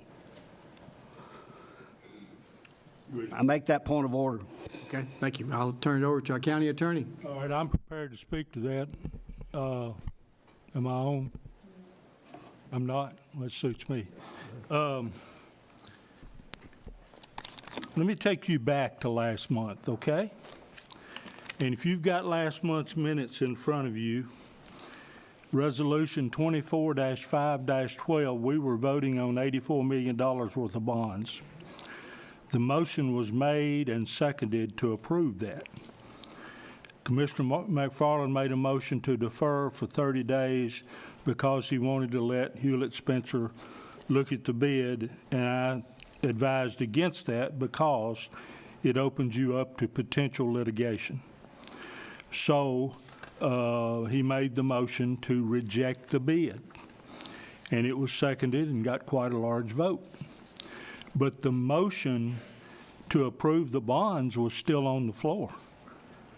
We should have withdrawn that one or voted on that one first. We didn't do it. So we made a parliamentary error there. I made a parliamentary error not catching it, okay? But everybody here did as well. But it's up to me to catch that. I didn't catch it. So a point of order could have been raised at that time, and it wasn't. And a motion to reconsider could have been made at that time, or before. No, it had to be made as the very next thing under our rules, and it was not made. So that one's in the history book. The resolution that you've got before you tonight doesn't say anything about rescinding what happened that night. It talks about reversing the action taken by the Wilson County Commission to reject that bid. And that's what that motion is. It's the same thing. Excuse me? Exactly the same thing. Well, we could argue about that. And I could argue that we need to reverse something that was done improperly. But I won't, because this is what's on the floor tonight, and it's up to you to vote it up or down. But let me say also, there's another way to go at this. It's not in this resolution, but you can make a motion to amend something previously adopted. And that only requires a majority vote. So, that's my opinion. What was previously adopted, what are you referring to? To reject the bid, because that's the only thing that was voted on that night in relation to the building. We never got around to voting on the bonds. We never got around to that. And before you say, what are you talking about amending something previously adopted, you're going to do it tonight several times, and you do it every county commission meeting. We adopt a budget in June, and then in July and August and September, we amend that budget, and that is previously adopted. That requires 13 votes, always has. So that's a way it could be done. I'm sorry we didn't catch the parliamentary error earlier. It's in the minutes, it's there, you've approved the minutes. Nothing can affect that. Commissioner Franklin. Yeah, the only problem with that, Mike, is you told us different in the budget meeting. And Bobby, we and I had this discussion back there previously in the back room. You caught me as I came in the door. No. And I respectfully disagreed with you, and I still do. Good thing we video our meetings. But during the meeting, you did say that it would require getting around Rule 27 and 28 in our own handbook, and that's why I made the motion to suspend the rules, because I wanted to stay consistent with our rules. I wasn't here last month, and I apologize for that, but I'm basically asking to violate the rest of my commissioners here, because they did in fact vote on an action that we're trying to rescind. Reverse the action, rescind the action. I mean, we can play word games all you want, but Rule 27 says no motion or resolution can be rescinded except by 2/3 vote of the legal membership of the commission. Okay, Rule 28 says you can't even consider it unless you do it before the next order of business, which we didn't do. So that's why I made the motion to rescind our rules, so we could do this. And it didn't pass. So I don't know where we go from here, but in my estimation, we can't vote on this without violating our rules, and that's just me. All right, let me touch on two things there. Number one, this resolution's in the packet, and it has to go out in the packet for us to vote on, so that's okay. If you're upset because of the motion to go out of session didn't pass, we hadn't voted on anything else, so you can make a motion to reconsider if you wish. It did pass. Motion to reconsider going out of session, is what I'm saying. The parliamentary thing. This thing's going to get sticky. Do what, Jerry? Yeah, it is. Any other questions on Resolutions 24-6-8? Commissioner Gentry. I guess I'm confused. Do we need 2/3 to pass this or not? In my opinion, you need 13. But in the rules, it says in order to rescind something, you need 2/3. So you're saying that doesn't apply? No, sir. I'm saying that this resolution does not say a thing about rescinding a vote. Rescinding a vote means you totally do away with it. Reversing means you change your mind. Commissioner Breeze. So hypothetically, if this fails, we've been presented a bill of a total of $3.7 million. Is that correct? Something like that. Mr. Maynard maybe could answer that better than I can, but yes. Okay, because we passed a resolution in, I believe it was February of 2023, authorizing $850,000 to be spent as part of the beginnings of this process. And full disclosure, I spoke to the mayor today about this, asked some questions, and I think that there was some misunderstandings at the time. I didn't realize myself that $850,000 and the way we authorized it gave him the authority to go into contract, which I have in my hand. It's 47 pages long. But at the bottom here, it says, the design team shall be entitled to compensation in accordance with this agreement for all services performed, whether or not the construction phase is commenced. And above that, it breaks down the different parts of the contract and what was supposed to be delivered. There's 5 of them. And my understanding from my conversation with the mayor today was that 80% of those documents had been completed and given to us. at which point we owe $3.7 million in total, so 2.9 approximately, 2.8 is basically where we are right now. Now, I spoke to Mayor Jennings this evening, or County Attorney Jennings, and asked him about this clause that I just read you, as I said, in this contract, to see if we were still really on the hook for this money if this bid fails,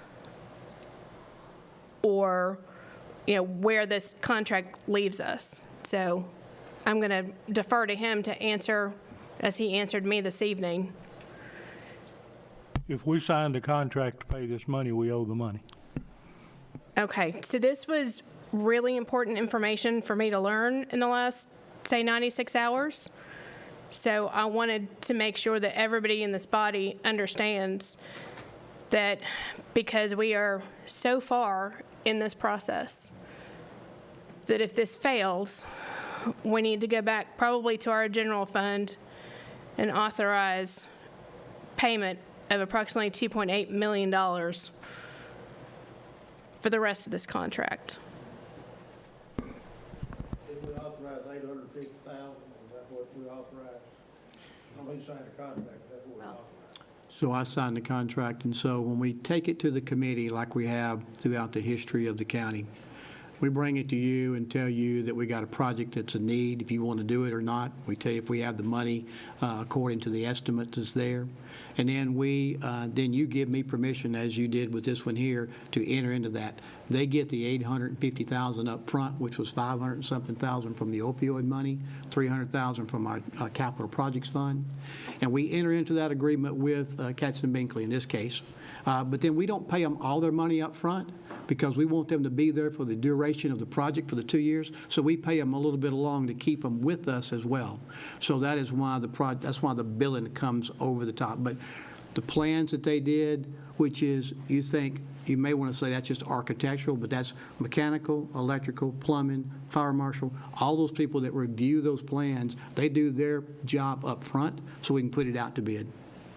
Was the $202 million and a half, $3 million, was that discussed on the floor? I don't know. That's always discussed. I mean, that is the cost, the 5% cost of doing the design. No, I don't think that was clear to this body, like I said to you today. Yeah. Now, again, I mean, this was passed through, I believe, Public Buildings, correct? In February of 2023. Yeah. So that is, when we talk about the contract to do the drawings, that's what the cost is. Now, giving you the total cost of that, I think what that goes back to is at that particular time, we had an estimate of $78 million for the building. So 5.5% of that is what that cost would have been. But they go back and actually charge you on exactly what it makes. And if you know, this one came in at 64 until we added the alternates, which pushed it to 84. But it was under budget at the time. But that is the same thing when you'll face one here in just a few days or a few weeks with schools. Director Lutcher will bring you saying that they're going to pay for the design. But that's why we always do that up front. We don't bring you a project unless we have the money to afford it. Now, if the bid come back in at $150 million, then you definitely would say, hey, look, we don't want to do that. It didn't come back anywhere close to what we got, and then cutting your losses for that $2.3 million is pretty easy. But that is a cost that we have, and that's a cost that you'll have if you decide when we do the work sessions and change gears. Nobody would draw and design a building without you paying for it. That'd be fine, Mayor, for discussion. I don't remember being discussed on the phone. Other commissioners may, but I don't, Yeah. I think it's a surprise to all of us. Yeah. Commissioner Hall? I'll just go on by what I had on here. But I can get. I'll go ahead if you don't mind. Oh, Commissioner Franklin? Yeah, I don't remember any of this either, and I guess my question is, if the mayor can obligate the taxpayers without our vote, why did we do the $850,000? Why did we even waste our time? Well, when you entered into that agreement in the very beginning, when we came to all three committees, and we have where they passed at, that's what you were agreeing to. That's what we've agreed to every time that we've done this. We've never had the discussions, and I can take the heat, that's not a big deal, but every project that we've done, Commissioner Franklin, that's the way that's why we bring them to the committees. As a matter of fact, we brought them to all three committees: judicial, law enforcement, and public buildings. And the 2.3 million was mentioned in all of those? We didn't talk about 2.3 because it was larger than that because of the cost of 5.5% of getting it designed. Yeah, I mean, it's, you paid 800 something up front to get them started, but it's 5%. I mean, it's like on every project we've ever had. Schools, jails, WEMA stations, they're all the same. Nothing's changed.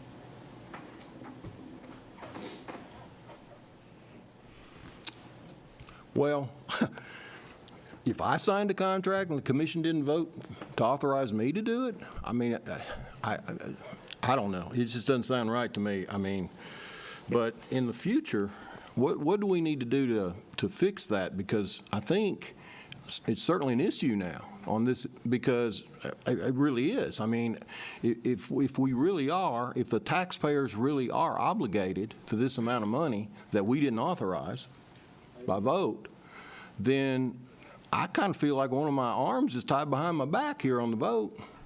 I mean, I don't know how the rest of my fellow commissioners feel like, but I guess I just got to close one eye when I hit this button. That is the way, Commissioner Franklin, that is the way that we have done all of them. I definitely will spell out. Now, again, I can only spell out what the estimate is, and I know Jason's in the back. We estimated according to the square footage cost of at that time with 180,000 square feet what we thought it was going to bring. But so we won't know the exact dollar. We won't know that until the bids come back. But this is nothing new. We've done every project that we've ever done through here. It's never been a question before until tonight with the questions on this building. I mean, that's kind of pretty evident. Yeah. Commissioner Denton?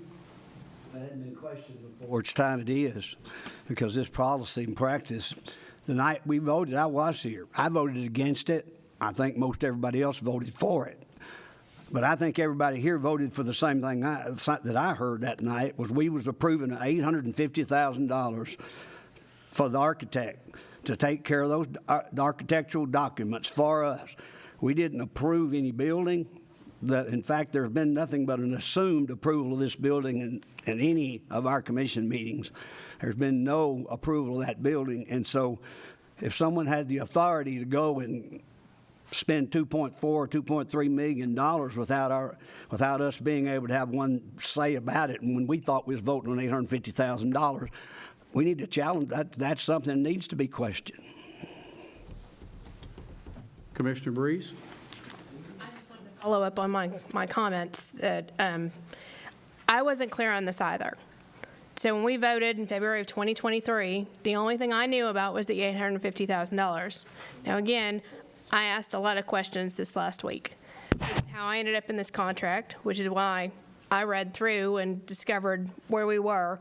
I know that the mayor did a presentation at the budget meeting on the 6th, and one of the pieces that he presented in the budget meeting was, I think there was even a picture in the PowerPoint presentation of the invoice that we had been served of, I think it was $2.8 or $2.9 million, which was shocking to me because I didn't know this either. But the contract itself on page 19 says, the design team shall be compensated a partial design fee of $850,000 for all work required to prepare documents for submittal to authorities having jurisdiction for review purposes and subsequent bidding of the project.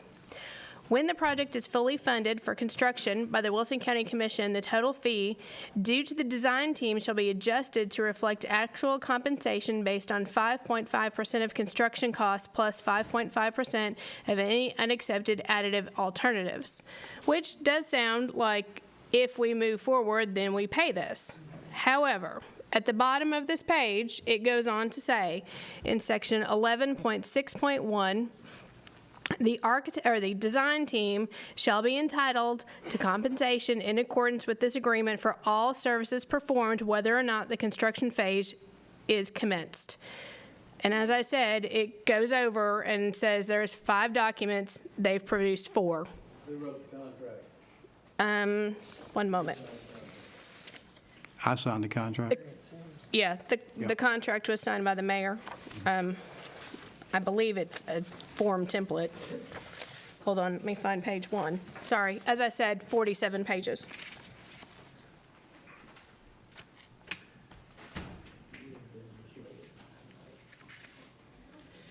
I'm sorry, I apologize. Where'd it go? I'm looking for the front page. I apologize. It's, Not yet. I believe it is the standard A1A architectural contract I believe that you're architects use, and it's pretty lengthy. yeah, it says AIA document B101-2017. So it's just a standardized agreement. Right. So we had to call for the question by Commissioner Marlowe, but I got 4 in the hopper, so we'll start with Commissioner Hall. Questions on this document. It says when the project is fully funded for construction, the total fee due the design team shall be adjusted to reflect actual compensation based on 5.5% of construction cost. And then it says plus 5.5% of any unaccepted additive alternates.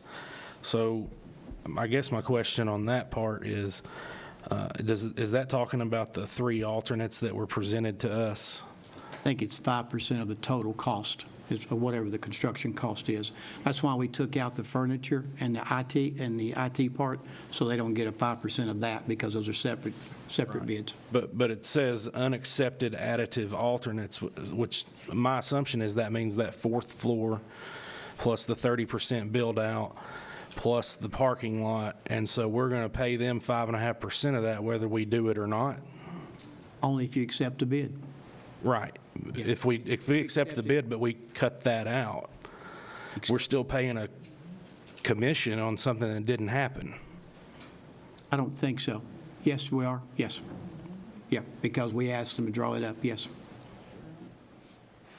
Yeah. Okay.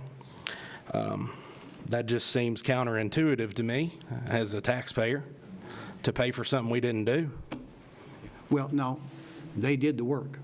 They did the work at our request. No, the work wouldn't be done if we say we're not doing alternate 1, alternate 2, alternate 3, that we're saying we don't want that. If we said we didn't want that done and it doesn't get done, we still owe them money, a commission, 5.5% of those particular costs, even though they didn't happen.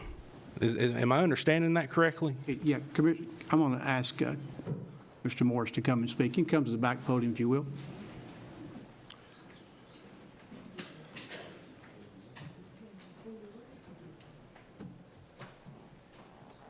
Good evening, Mayor and Commissioners.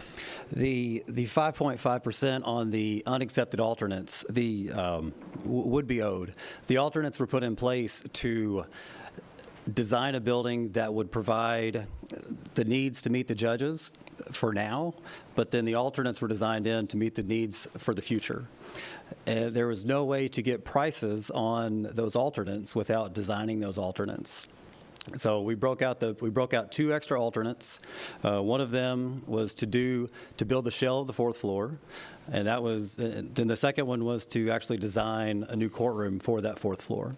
So for the contractors to be able to price it, to get what we needed from the judges, what they wanted to have in that 4th floor, we had to design it. So that our work was done doing that. We could have just brought it to you with no alternates and just done one base bid and included the 4th floor shell and the 4th floor build out of part of it as the base bid, but we wanted to give options in case the money was not there, and so therefore it would reduce the cost of the project. So that's why the alternates were done.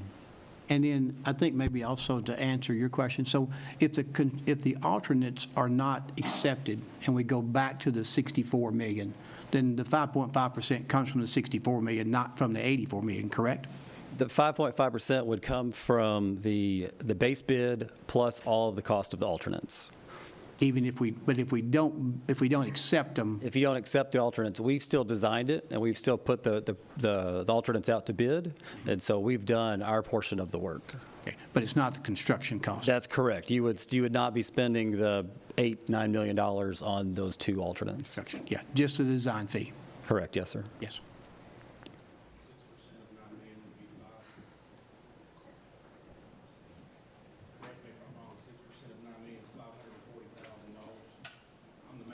Know that, but kind of on the spot right now. I'm just kind of estimating this out. I believe I'm right on that. Probably so. Yeah. Okay, thank you. I didn't have a calculator pulled up. If one of my additional jobs that I do, I sell real estate, and I do a lot of work on a lot of deals.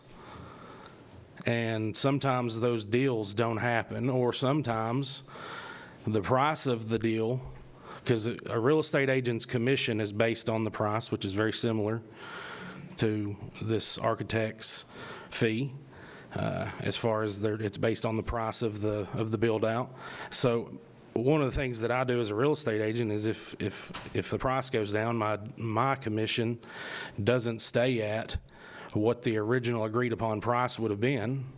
And also and of course I know if the building completely doesn't even get built, then I'm assuming we don't owe a 5.5% of that. But it just seems counterintuitive as somebody that's kind of in a similar field to pay somebody for something that isn't part of the deal, to compensate them and give them a commission. I know this is part of the contract, and but that just seems like we're really putting the taxpayer on the hook for something that shouldn't be on there. But I know it's part of the contract at this point. But my second question, and it kind of echoes Commissioner Franklin's question, is how is it that we're signing contracts that are obligating the county to money? And I know you've said that this has been done, that's the way it's been done, but how are we obligating money for the county without the approval of this board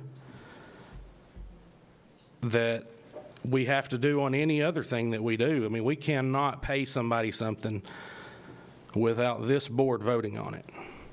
And the only thing we voted on was $850,000.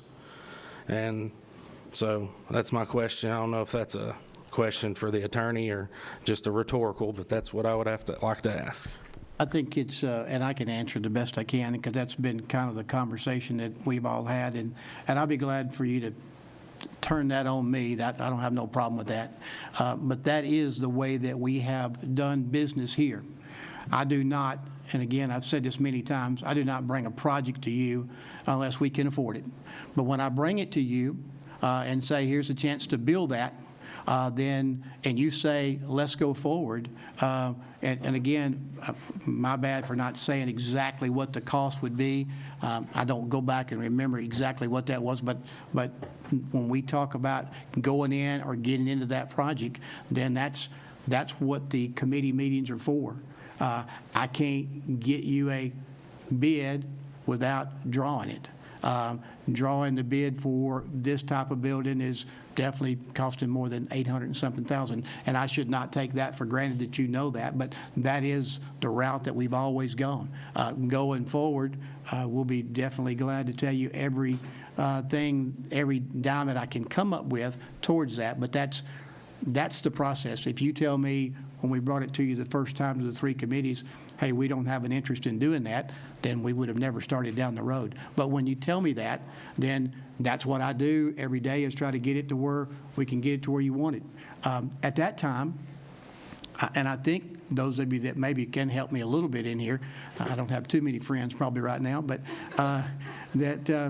when we started through this process, it was let's go, let's go, let's go. Let's get the fourth floor. Let's get 30% built out. Let's build a parking garage. We couldn't build it big enough. And so you were telling me to go. So I work for you every day. Sorry I didn't tell you, Commissioner McFarland, that you know exactly what that cost was. But the history that I inherited here and all the projects that I gave you in that material, that's the way it's been done every time. This is no gotcha. I wasn't no plan to gotcha. If you'd have told me to quit from day one, we'd have quit. And that's how we've done business. So apologize for not giving that number. I realize I'm on the enemy side tonight, but, or maybe I'm just a punching bag because we don't want to do it to begin with. But at the end of the day, the needs here, those people that fussed at me for 6 years about getting something done, we've done everything else, and they've waited for time to do it, and so that's why I brought it to you. But if you don't want to do it, just vote no, and I'll save $84 million, and we'll go back to work and do something different. But I hate the cost of that, but I can't ask him to draw it to get you a price and not pay him. Sorry I didn't tell you what it cost, all of it. That is my bad, and public record tonight, and I'll take it on the chin. Sorry for doing that. But it was an honest that I was headed down that road to do what I thought you wanted me to do. Commissioner Kurtz? Mayor, believe it or not, I'm going to take up for you a little bit here. No, don't do that. And Mr. Hall, I think the realtors don't have as good as legislature help down there with bargaining power and how the architects do, because I'm somewhat familiar with these contracts. I'm going to stop short of saying they're a contract of adhesion, but I've gotten my hand slapped before from taking a contract from an architect and drawing some lines through it and trying to change things. And correct me if I'm wrong, Mr. Jennings, that pretty much we get these contracts from the, I don't know if they're A1A or AIA contracts, and we take them or we leave them. We don't have a choice. We can't bargain them. We can't do any adjustments in those. Well, I've done some of that in the past as well. I got 35 years of these contracts, so probably more than anybody here. And the contract has always been the same. When we saw the need sometimes to modify it, we have. But this was a pretty standard contract, and I have to agree with the mayor. Every committee this was taken in front of was full speed ahead. Nobody said, hey, wait a minute, what are we doing here? So. And in this contract in particular, isn't anything different than what we did when we designed our schools or we designed anything else, and that was funded. So it was never an issue. It's only an issue because we're talking about funding it. And you know, Mr. Franklin, maybe you're right. Maybe we need to not give the mayor permission to sign the contract to begin with, and that needs to come back, and page by page we can go through a contract. I'm not on that committee. Got you. I'd rather give mayor the permission and move forward, because when Mr. Morris does the work, we're going to have to pay him for it. Commissioner, before I go to Commissioner Chandler, I will say that I was looking for a farm the other day, Commissioner Hall, and my realtor was trying to get me to sign an exclusive right with her, and she said, if you don't sign that, I ain't working for you. And she said, if I signed it, I can work with nobody else. And so I guess they are strictening up those rules there. Commissioner Chandler? Mayor, I look at this a little differently, because I do have experience with building a very expensive building and working with architects, but all the work we've done so far just got us to the bidding of the project, correct? As far as the price that we paid?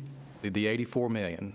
Yes, sir. We got. And that's what this project says, is we pay $850,000 to the architect to get us to the bidding of the project. No, that was his upfront money, so we wouldn't duck and run on him after he got started. So he get a little bit of money from us. For review purposes and subsequent bidding of the project. And then it has another section about when the project is fully funded for construction. That's what we're trying to do today. Then we owe more to the architect. And in my process, we didn't do construction documents, which is the bulk of their work, until we knew our elected body was actually going to fund the project. So the breakdown that I got when I asked the question, schematic design is 15% of that cost. Design development is 20%. Construction documents are 40%. Right, we shouldn't be at construction yet. And procurement phase is 5%, and then construction phase is 20%. So they charge me the 20% over the long haul. Mr. Morris, I want to recognize you again. Could you explain this part as well?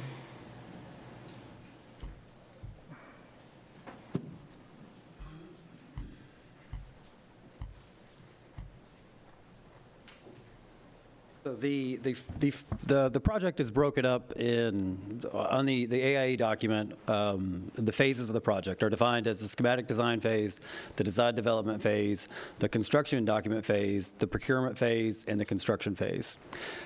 In the schematic design phase, we put together a small set of plans, work together with the users, and then continue to add items to those documents. In other counties, with other clients, we'll take the full design fee. We'll say this is what it's going to be. And when we get done with the schematic phase, we invoice 15%. And then we move into the design development phase. This county, we've done it differently to where this is what we're going to design the building for up front, and then when we get done with it, then we'll take the rest of the money and break it out over the life of the project to help out on the upfront costs. The 4 phases are to get it to the bidding phase. That's the procurement phase. The construction phase, we go through and work with the contractor, work with the users, and we're on the job site once or twice a week. We review documents that come in from the contractor, make sure that what the contractor is providing is what we've designed. We make sure that the work that they're doing is what we've designed. So that's what the construction phase is. We act as a manager, but an overseer of the construction project at that phase. So on a project, can you bid it just off the schematic design and design development phase? To get in, you cannot. The documents at that schematic phase are not, you could put a price on it, and you could have what's called a pricing set, but then to get down to that exact dollar amount that the contract, in a hard bid process that contractor is going to pay, you have to get fully through a full set of construction documents. Those construction documents have the details, the type of gypboard you're going to use, the type of concrete you're going to use, the strength of that concrete, the sizes of the steel members. In the schematic phase or the design development phase, I can have an idea what size steel you're going to use, and the contractor could put an estimate together based on that. But in the hard bid process, you have to get to that construction document phase to get the full set of plans together for that contractor to bid off of. And what could have been the difference is we went contractor at risk versus the hard bid process. So that might be where we're a little different here. But I think probably to fix this in the future is we need to have it coming back in front of the commission before you get to construction documents and start spending the large portion of the money. You have your research phase, you have maybe an idea of a range that this building is going to cost. It comes back in front of the commission to say, okay, let's spend more money to do the construction documents.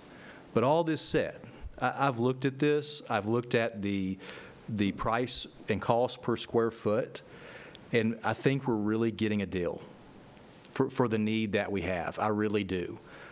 You look at all the other buildings that have been built around this area recently and the cost per square foot, and if you just look at comparing courthouses with large open spaces, large courtrooms versus, if you compare those buildings, I think we're getting a good deal in Wilson County for what we're trying to do.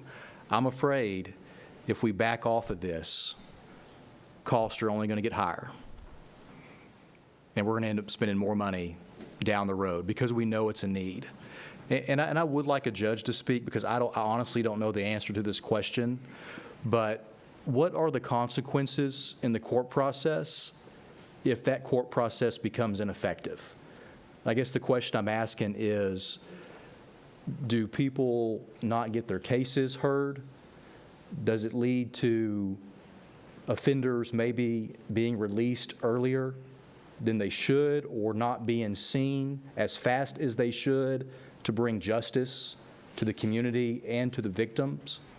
Does it mean violent offenders stay on our streets longer if they've already bonded out? I'll take it. Commissioner. Judge. I think it's similar to what we did with COVID. We shut everything down, no trial. We didn't have any trials, 2 different occasions during that 24, 30-month period. But sure, there's a problem. If folks are out on the street, if we delay the trial of the cause, then it's going to be lengthening out. So I think if I told you otherwise, I'd be misleading you. So that's certainly a a real possibility. I'm not asking the commission to do it based on what somebody might do in the future, but realistically, yes. I think from the criminal side, that is certainly kind of a natural byproduct if it would get to that point. Yes, sir. So basically, it extends the criminal justice process. Absolutely, it does. It took us probably 2 years to get out from under the COVID backlog, and we're finally getting there, but... And the statement that Mr. Cherry made about our county dealing with more violent crime, is that accurate? Absolutely. All right. Folks, we have to keep this county safe, and we talk about law enforcement on the streets doing their job, but the criminal justice process is more than just your police officers. It's a court process. And I don't know how we adequately reverse everything that's been done. And I think we need to focus forward on moving this process that has been going on for 6 years, and we move forward with it. Because the next person that's going to come in is not going to be cheaper. There is no way. Because they are listening to how strapped we are. You know, so I think we need to move forward, Mayor. Last comment from Commissioner Costley. I about forgot what I was going to say. Lord have mercy. Well, my daughter's an attorney, so I can see her need. We argued about this the other day. I told her I thought it's too high. But we're already on the hook for $3.9 million. If we turn this down and start over again, we're looking at another $3 million. Is that right? Or what was it, Diane? $3 million, rounded up. Somewhere between 2 and 4. So we're looking at spending that again somewhere down the road, correct? That's what you want to do, yeah. That's really all I had to say. So we're kind of in a bind here. I will go back to Commissioner Franklin's comment about interest rates, and then we'll call for the question's been called for sewer vote. We did get an email today. I did not request this, from Ashley McAnulty, and it said, I can't, as you consider this, just understand that if your interest rate goes up 1%, it's an extra $10 million to you on this project. So, which I thought was, you know, we don't know what it's going to do, but with the election coming, we don't know. We have had the question called for. All the comments are done. We are ready to vote on 24-6-8 to accepting the lowest bid for construction on the Wilson County Court building with the contingency that they will work with the government to lower as much cost as possible. If you want to vote for that, vote yes. If you don't, vote no. Cast your vote.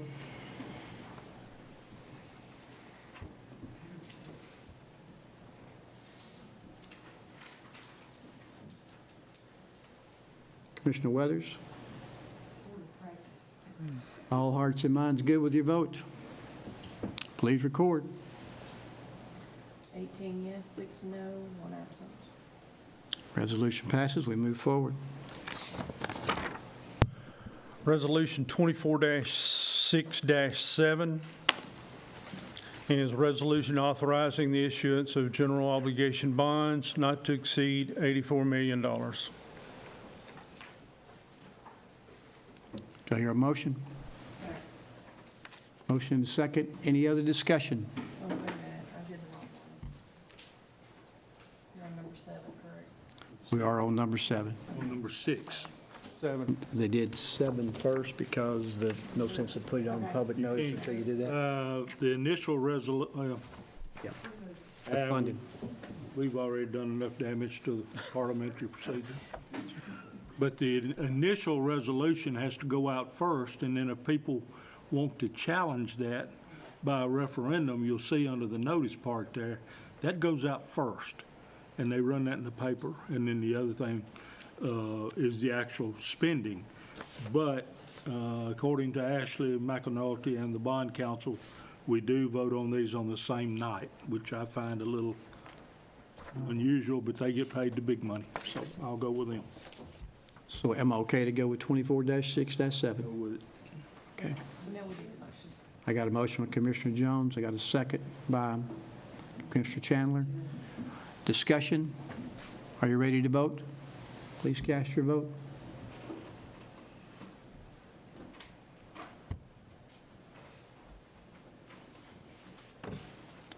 All hearts and minds good with your vote? Please record. 21 yes, 3 no, 1 absent.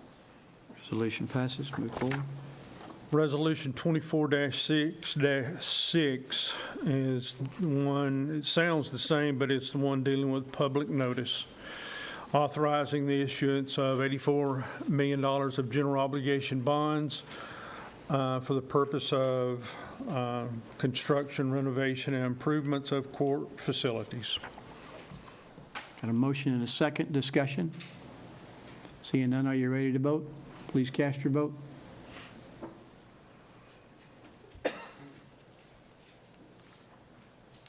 All hearts and minds good with your vote? Please record. 21 yes, 3 no, 1 absent. Resolution passes. Resolution 24-6-9 to amend the budget to make an appropriation from general fund to Sheriff's Department. Discussion. Seeing none, are you ready to vote? Please cast your vote.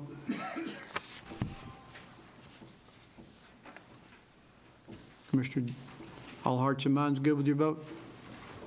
Please record. 24 and 1. 24 and 1, resolution passes. Resolution 24-6-10 to amend the budget to make an appropriation from the general fund to Sheriff's Department. Any discussion? Seeing none, are you ready to vote? Please cast your vote.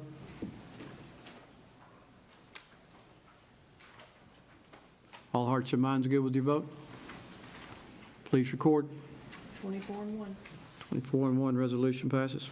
Resolution 24-6-11 to amend the budget to transfer WEMA Homeland Security grant funds. Any discussion? Seeing none, are you ready to vote? Please cast your vote. Weathers. Commissioner Weathers. Commissioner Weathers. All hearts and minds good with your vote? Please record. 24 and 1. 24 and 1, resolution passes. Resolution 24-6-12 to reflect revenue received and to amend the budget to make an additional appropriation into WEMA. Any discussion? Seeing none, are you ready to vote? Please cast your vote.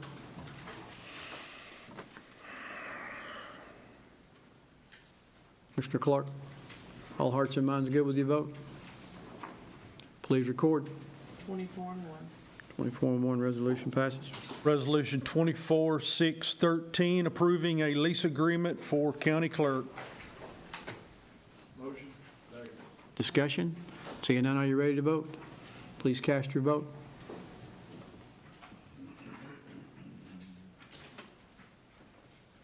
All hearts and minds good? Please record. 23 yes, 1 no, 1 absent. Resolution passes. Resolution 24-6-14 to approve and accept Tennessee Certified Recovery Court Program governmental grant. Any discussion? Seeing none, all in favor, say aye. I'm sorry, that's wrong. I can't do that, can I? No, you got to vote on that one. Yep, my bad. All right, no discussion. Are you ready to vote? Please cast your vote. Dealt with money. All hearts and minds good with your vote? Please record. 23 yes, 1 no, 1 absent. Got you? Resolution passes. Resolution 24-6-15 to amend the budget by approving the Wilson County Board of Education Amendment 24-13. Any discussion? Seeing none, are you ready to vote? Please cast your vote.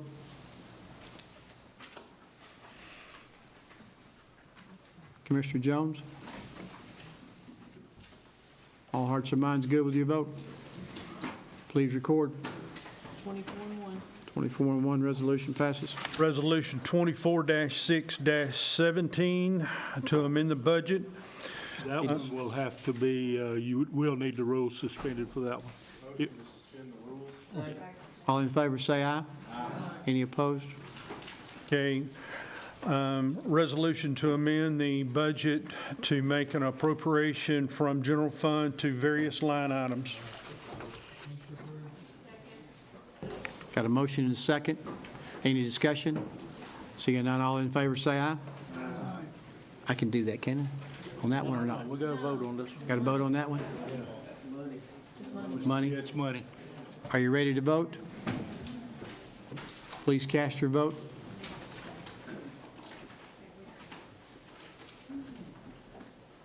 Commissioner Clark?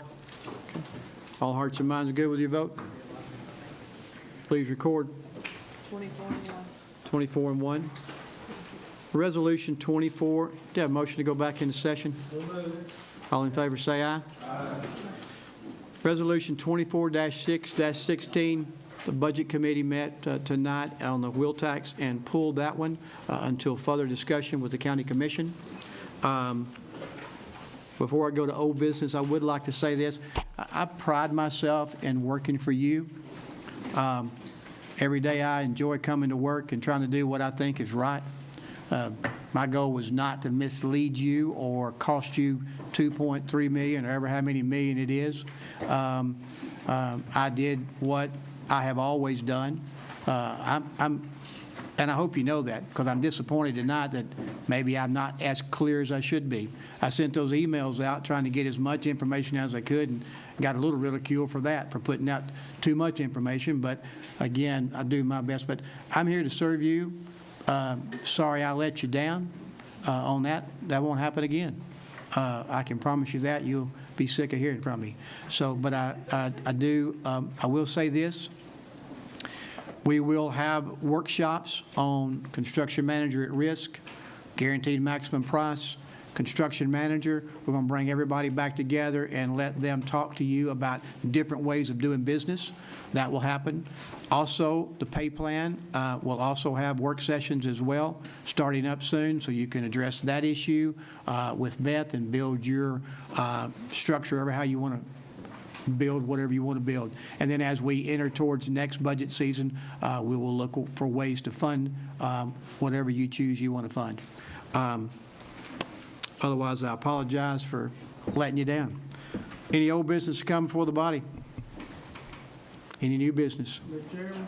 Yes, sir. Was that a statement or an apology? Because That was both. I was going to make the motion that you had another $2.5 million phone call, I took it out of your salary. Appreciate it. Thank you. And I'll bring your computer in next month so you'll have it ready to go. I need one more motion. I know you won't. We are adjourned.